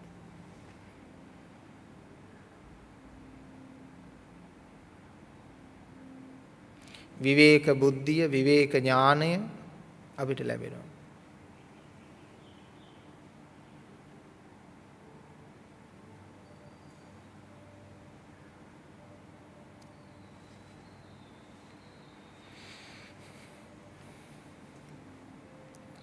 හැබැයි මේ විවේක බුද්ධිය විවේක ඥානය ලබාගත් අය අවිවේකී වෙනවා. ඇයි ඒක ගැන කියන්න ගිහිල්ලා.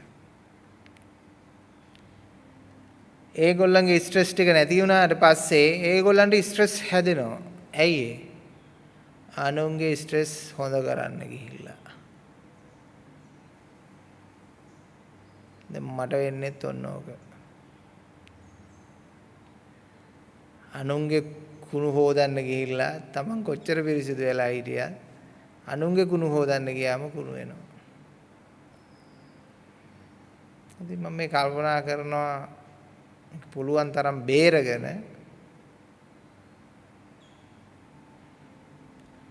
ධර්මයක් හොයන කෙනෙකුට විතරක් ධර්මයේ කියලා නිකම් මිනිස්සුන්ව බලාත්කාරයෙන් නිවන් දක්වන්න උත්සාහ කරන්නේ නැතුව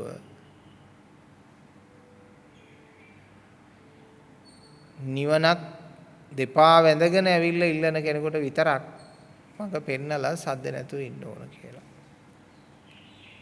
අනිත් එක මායයත් විරුද්ධයිනේ. මායය කිසිම සපෝට් එකක් දෙන්නේ නැහැ. ඒ සසරින් මිදෙන ක්‍රමයක් ගැන දේශනා කරනකොට මායය පොඩ්ඩක්වත් සපෝට් එක දෙන්නේ නැහැ.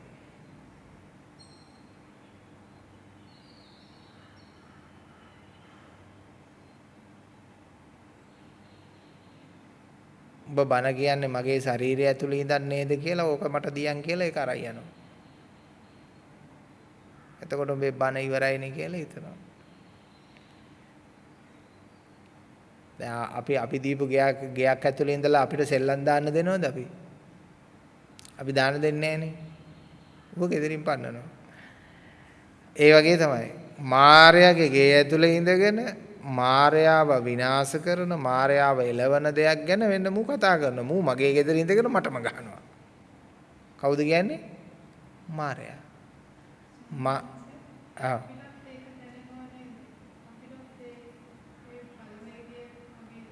අනිවාර්යෙන් දැනෙනවා ඒක එනවා. මූ මගේ ගෙදර ඉඳගෙන මටම සෙල්ලම් දානවා කියලා ඌ එළවනවා අපිව. ඒ නිසා මායාව ෂේප් කරගෙන තියාගන්නත් වෙනවා.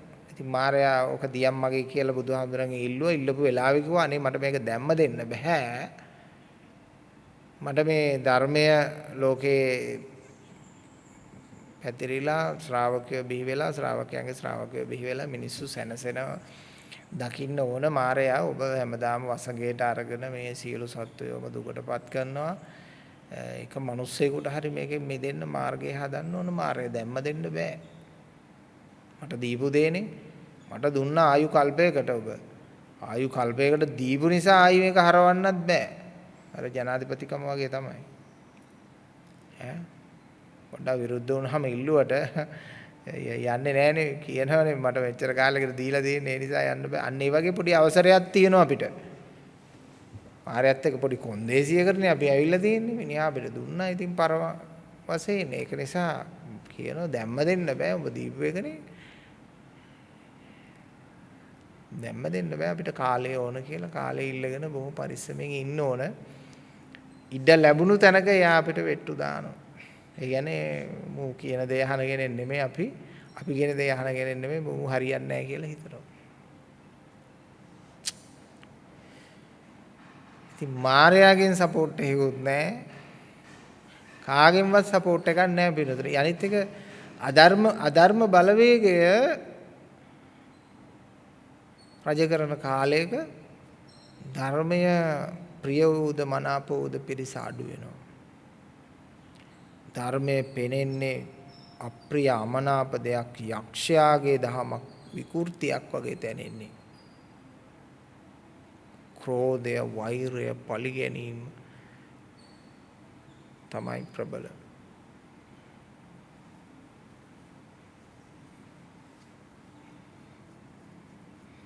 දැන් බලවත් වෙලා තියෙන්නේ එහෙමනේ. ගුණධර්ම නෙවෙයිනේ.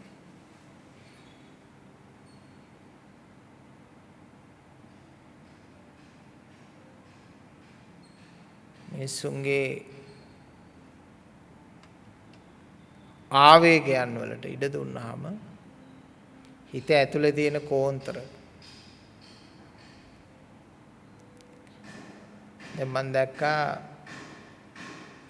පාරේ එක වාහනයකට සුපිරි වාහනයකට ගහනවා කොල්ලෝ ටික මොකක්වත් වරදක් කරලා නෙමෙයි ඇමති කෙනෙක්ගේ වාහනයකුත් නෙමෙයි ඇක්සිඩන්ට් එකක් වෙලත් නැහැ වීදුරු කුඩු කරලා ගිනි තියෙන හොඳම වාහනයක් ප්‍රකෝටි ගාණක් වටින වාහනයක්. ගාන කුඩු කරන ගමන් කියනවා තොපි අපේ පාරේ හැමර් පදින්න ඉඳපිය. අපේ පාරේ හැමර් පදින්න ඈ හිතාගෙන ඇති පදින්න කියලා කුඩු කරනවා. හේතු නෑ මුකුත් නෑ හේතු නෑ අපේ පාරේ හැමර් යන්න බෑ.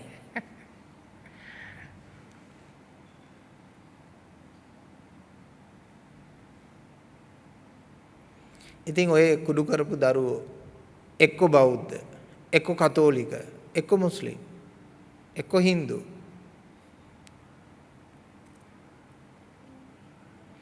ලංකාවේ නීති මම ගියොත් එහෙම වෙනස් කරලා මම කරන්නේ දරුවෝ කරන වැරදි වලට අම්මට තාත්තට දඩ ගන්න ක්‍රමයක් හදලා අම්මලා තාත්තලා හිරේ දාන ක්‍රමයක් හදනවා දරුවෝ වැරදි වැඩ කරනවා ඊට පස්සේ රටම හැදෙනවා පොඩි උපක්‍රමයක් ඕක තේරුණාද රටම හැදෙනවා අම්මලා තාත්තලා දන්නවා මූණොමග ගියොත් ඒව අපිට හිරේ යන්න වෙනවා කියලා ළමයා හොඳටම හදනවා ළමයා ගැන හොඳ අධීක්ෂණයෙන් ඉන්නවා දුව පුතා ඉර කපාගෙන ගියොත් හරි අම්මට තාත්තට දඩ ගන්න ඕනේ එතකොට ගෙදරින් හදනවා උඹ හරියට පාරේ බලයන් කියලා තේරුණා නේද හොඳ ක්‍රමයක් චීනේ එහෙමනේ.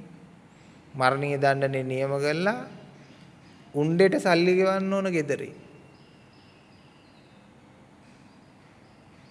උණ්ඩේට සල්ලි මං කියන්නේ හොඳයි කියලා.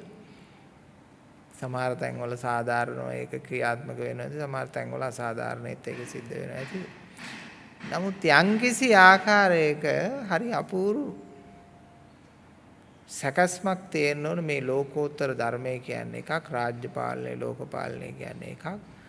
හැබැයි මම රාජ්‍ය පාලනය කරන ක්‍රමයක් දන්නවා. ලෝකෝත්තර ධර්මය පාලනය වෙන්න ඕන විදිහත් මම දන්නවා. කැමති නම් මට රට බාර දෙන්න මං හදනවා. තනිකර ප්‍රතිපත්ති වලින් හදනවා. හරි දේ තදයි ඍජුයි. ආයි මොකුත් නැහැ. කතා නැහැ. සාධාරණ යුක්ති සහගත දේ ඉස්සරහට ගේන්න ඕන. ඒක බොහොම තදින් ක්‍රියාත්මක වෙන්න ඕන.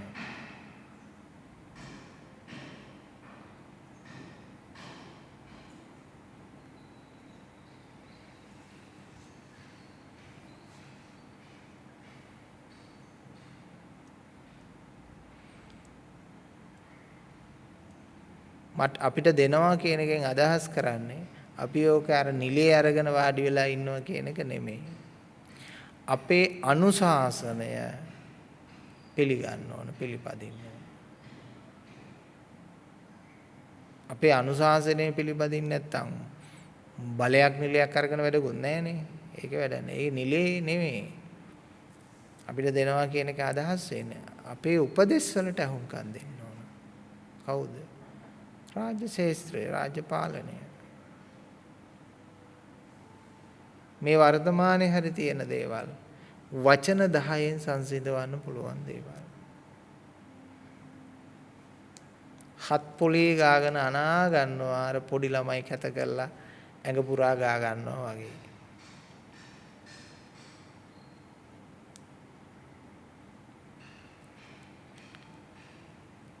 යම්කිසි නායකත්වයක තියෙන මනස තමයි ඒ රට පුරාම එයාගේ මනස තමයි පැතිරී යන්නේ. ඒ නිසා සෑම විටම පන්සලක නායකත්වයක් වේවා රටක නායකත්වයක් වේවා ඉස්සෙල්ල මනෝවිද්‍යාත්මකව එයාගේ මානසික තත්ත්වය පරීක්ෂා කරලා බලන්න ඕන. ඒ බැලීමෙන් තමයි එයාගේ මනස ඒ රටේම පැතිරෙන නිසා ගමක එහෙම නැත්නම් විහාරස්ථානයක හරි වෙන්න පුළුවන්. ඒ ලොකු හාමුදුරන්ගේ මනස මානසික රිද්මය පැතිරෙනවා, විහිදෙනවා. ඒ නිසා දුෂ්ටෙක් රජ වුණොත් දුෂ්ටකමක් රට පුරාම කාලකන්නිකමක් පැතිරෙනවා. ශ්‍රේෂ්ඨ කෙනෙක් රජ වුණොත් ඒ ශ්‍රේෂ්ඨත්වය පැතිරෙනවා. ඒ ශ්‍රේෂ්ඨත්වය පැතිරෙනවා.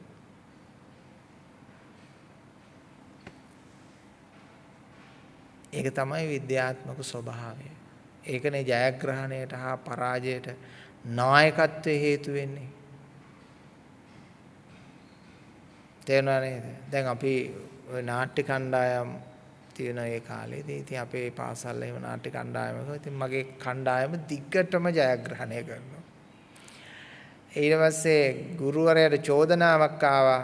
සර් කරපු වැඩේ අන්තිම නරකයි. සර් දක්ෂයෝ ටික ඒ පැත්තට දාලා තිනවා. අපිට ඉන්නේ අදක්ෂයෝ කිව්වා. ඒකයි කිව්වා අපි ටිකට පරාද වෙන්නේ. ඔක්කොම ටික දාලා තියෙන්නේ දක්ෂයෝ ටික මෙයාගේ පැත්තට. සුජිත්ගේ පැත්තට තමයි දාලා තියෙන්නේ කිව්වා. කියලා සර් ඔළුව වැනුවා. රයිට්. ඔය ළමයි ටික ඔහොම තීද්දි නායකත්වයන් දෙක විතරක් මාරු වෙන්න කිව්වා. මට අර කණ්ඩායම බාර දුන්නා, මට මේ කණ්ඩායම බාර දුන්නා. බලනකොට මේ කණ්ඩායම මහා ගොබ්බයෝ බවට පත් වෙලා. මොකද මෙච්චර දියුණු වෙලා නැහැ මේ වෙනකම්ම. ඒ මෙච්චර දවසක් නායකත්වයේ දුර්වලතා නිසා. කමක් නැහැ කියලා මං ගත්ත අතට. අරගෙන පරිම කැපවීමක් කළා අර දුර්වලතා ටික ඔක්කොම හදලා ඉවරලා තරගෙට දැම්මා. ඒත් මං අර කණ්ඩායමට වඩා එක ලකුණකින් ජයග්‍රහණය කළා. ඒ කියන්නේ අර අන්තිම මෝඩයෝ වෙලා මෙච්චර කාලයක් අධ්‍යයනයක් වෙලා නැතුවත් හිටපු කට්ටිය දාලා තියෙනවා. ඊට පස්සේ මං එක ලකුණකින් ජයග්‍රහණය කළා. ඊට පස්සේ සර් පෙන්නුවා දැන් තේරෙනවද? නායකත්වයක තියෙන වැදගත්කම, වටිනකම. නායකත්වය තමයි ජයට පරාජයට හේතු වෙන්නේ. ඉන්න කණ්ඩායම නෙමෙයි. නායකත්වය හරියට දෙන්න ඕන. ඊට පස්සේ මට තව පොඩි කාලයක් හම්බෙච්ච ගමන් මම අර පුජ්‍යලෝ ටික සුද්ධ කරලා හැදුවා. නායකත්වයට නොදෙන පොඩි හිවල්ලු දෙන්න තුන් දෙනෙක් හිටියා. මම ওই හිවල්ලු දෙන්න තුන් දෙනාට කරුණු පැහැදිලි කරලා ටක් ගාලා කට වහලා දැම්මා. ඊට පස්සේ මට නායකත්වය තුළ වැඩ කරන්න හැකියාව ලැබුණා. දැන් ඉන්න නායකත්වයන් මා විසින් කරන ලද්දක් නොවේ. මා මේට වගේ කිය යුතු නැත. මම මේවා දන්නේ නැහැ. මං දැක්කේ පත්තරෙන්. ඇයි අපේ ජනතාව රජෙක් නෙමේ හොයන්න පටන් ගත්තේ? කෙහෙල් කොලේ දානවල මේ කෑම කන මේ දැහැමි පුජ්‍යලේ.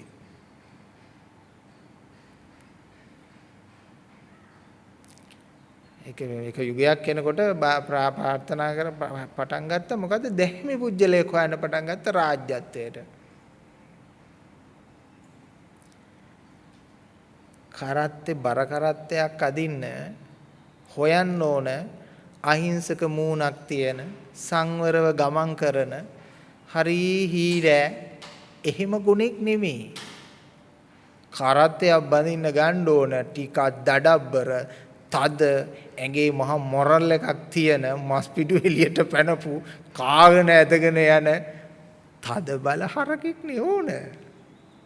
ඉතින් අපි මිනිස්සු ප්‍රාර්ථනා කරා බයිසිකලෙන් ඇවිල්ලා වැඩ කරන කෙහෙල් කොලේ ගෙනල්ලා කන වතුර බෝතලෙත් ගෙදරින් ගේන ඔන්න ඔය වගේ කතා කියන මිනිස්සු තෝරන්න පටන් ගත්ත ගමන් පිංගෝ වගේ රටට දේවල් වෙනවා.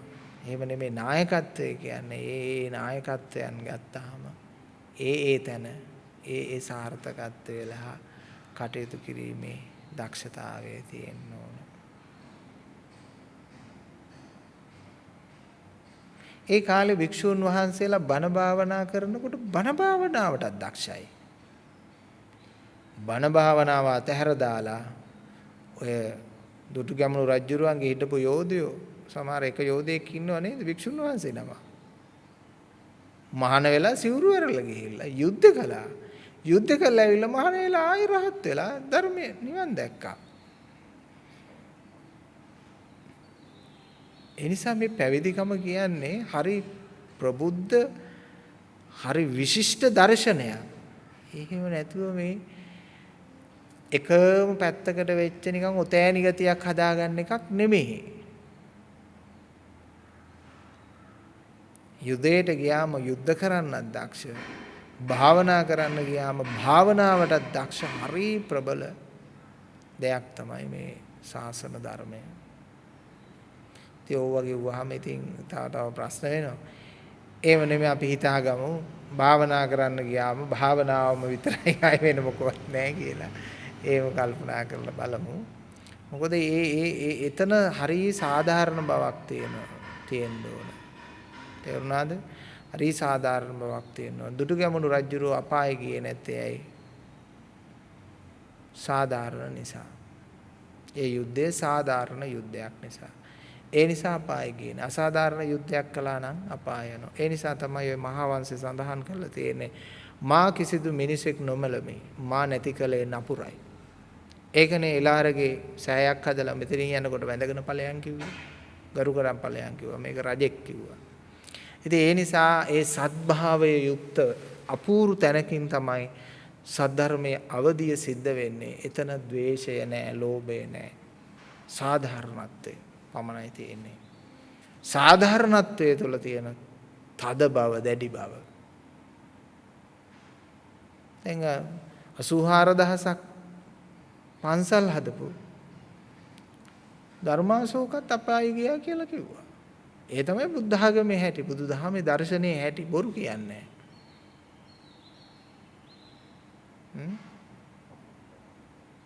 ඒක තමයි හැටි. හරි දේත් හරි විදියට ලියවිලා තියෙනවා, වැරදි දේත් වැරදි විදියට ලියවිලා තියෙනවා. ඉතින් ශාසන ධර්මයේ ඉගෙන ගන්න මේ දර්ශන වේදය ඔළුවෙන් නෙමේ මනසින් තේරුම් ගන්න හැමදෙනාටම පරිපූර්ණ වෙන්න ශක්තිය වාසනාව ලැබේවා කියලා අපි ප්‍රාර්ථනා කරමු. තෙරුවන් සරණයි. සුවපත් වේවා. අද දවසේහි අපි ධර්ම දේශනා දායකත්වයේ පිළිබඳව සිහිපත් කරමු. අද දවසේ ධර්ම දේශනා දායකත්වයේ දක්වමින් කටයුතු කරනු ලබන්නේ පින්වත් වෛද්‍ය දිස්නා මුදලිගේ පින්වත් මැතිණිය. අරමුණු බවට පත්වන්නේ වසර 7කට පෙර ආපාතරයෙන් සමුගත් ජයවිලාල් සිල්වා පින්වත් මැතිතුමා වෙනුවෙන් එතුමාන්ගේ සංසාරික භව ගමන සුවපත් වේවා, සද්ධර්මයේ මුණ ගැසේවා, කල්යාණ මිත්‍ර ඇසුර මුණ ගැසේවා, ප්‍රාර්ථනීය නිවනින් සැනසීමට මේ ධර්ම දේශනා අනුශාසනයේ පින්පඬුරක් වේවා කියන උතුම් ප්‍රාර්ථනාව. ඒ වගේම එතුමියගේ නමින් දෙපාර්ශවයේම මිය පරලෝ යන්නට යෙදුණු පින් බලාපොරොත්තු වෙන යම් තාක් වංශ පරම්පරාගත මව්දෙමව්පියෝ බන්දු මිත්‍ර හිතයිසී ඥාතීන් වේද ඒ හැම දෙනාගේමත් භව ගමන සුවපත් වේවා කියලා පින් අනුමෝදන් කිරීමට සුජීවත්ව වාසය කරන පින්වත් මෑණියන්ට චිත්‍රා ප්‍රේමවර්ධන පින්වත් මාතාවට නිදුක් නිරෝගී සුවපත් භාවයත් ආයුරාරෝග්‍ය සැප වර්ධනයත් ප්‍රාර්ථනා කර සිටිනවා. ඒ වගේම ආනන්ද ස්වාමීන් වහන්සේ ඇතුළු රටවාසී ලෝකවාසී හැම දිනාටම සෙත් ප්‍රාර්ථනා කරනවා. සද්ධර්මයේ සැනසීම ලැබේවා කියලා ප්‍රාර්ථනා කරනවා. එසේ සිත් ඇතිවාද දවසේහි දායකත්වයේ දැක්වූ වෛද්‍ය දිස්නා මුදලිගේ මැතිණියටත් භවහා තව තවත් ධර්මාභිලාෂය නිෂ්ඨ කරගන්නට වාසනාව ශක්තිය භාග්‍ය සැලසේවා කියලා අපි ප්‍රාර්ථනා කරනවා. එතුමියටත් එතුමියගේ පවුලේ සෑම සියලු දෙනාටම සද්ධර්ම ශ්‍රවණය කර ඔබ හැම දෙනාටමත් සියලු යහපත වේවා. සද්ධර්මයෙන් ජීවිතය ආලෝකවත් වේවා කියලා අපි ප්‍රාර්ථනා කරමු. සම්මා සම්බුදු සරණයි. අභිවාදන සීලෙස නිච්ඡං උද්ධාපචායිනෝ චත්තාරෝ ධම්මා වඩ්ඩන්ති ආයුවන්නෝ සුඛම් බලං ආයුර ආරෝග්‍ය සම්පatti පඤ්ඤාවන්තස්ස හේතුච තෝ නිබ්බාන සම්පatti ඉමිනාතේ සමිඤ්ඤතු සම්බුදු සරණයි. සෝපත්තේ සෝප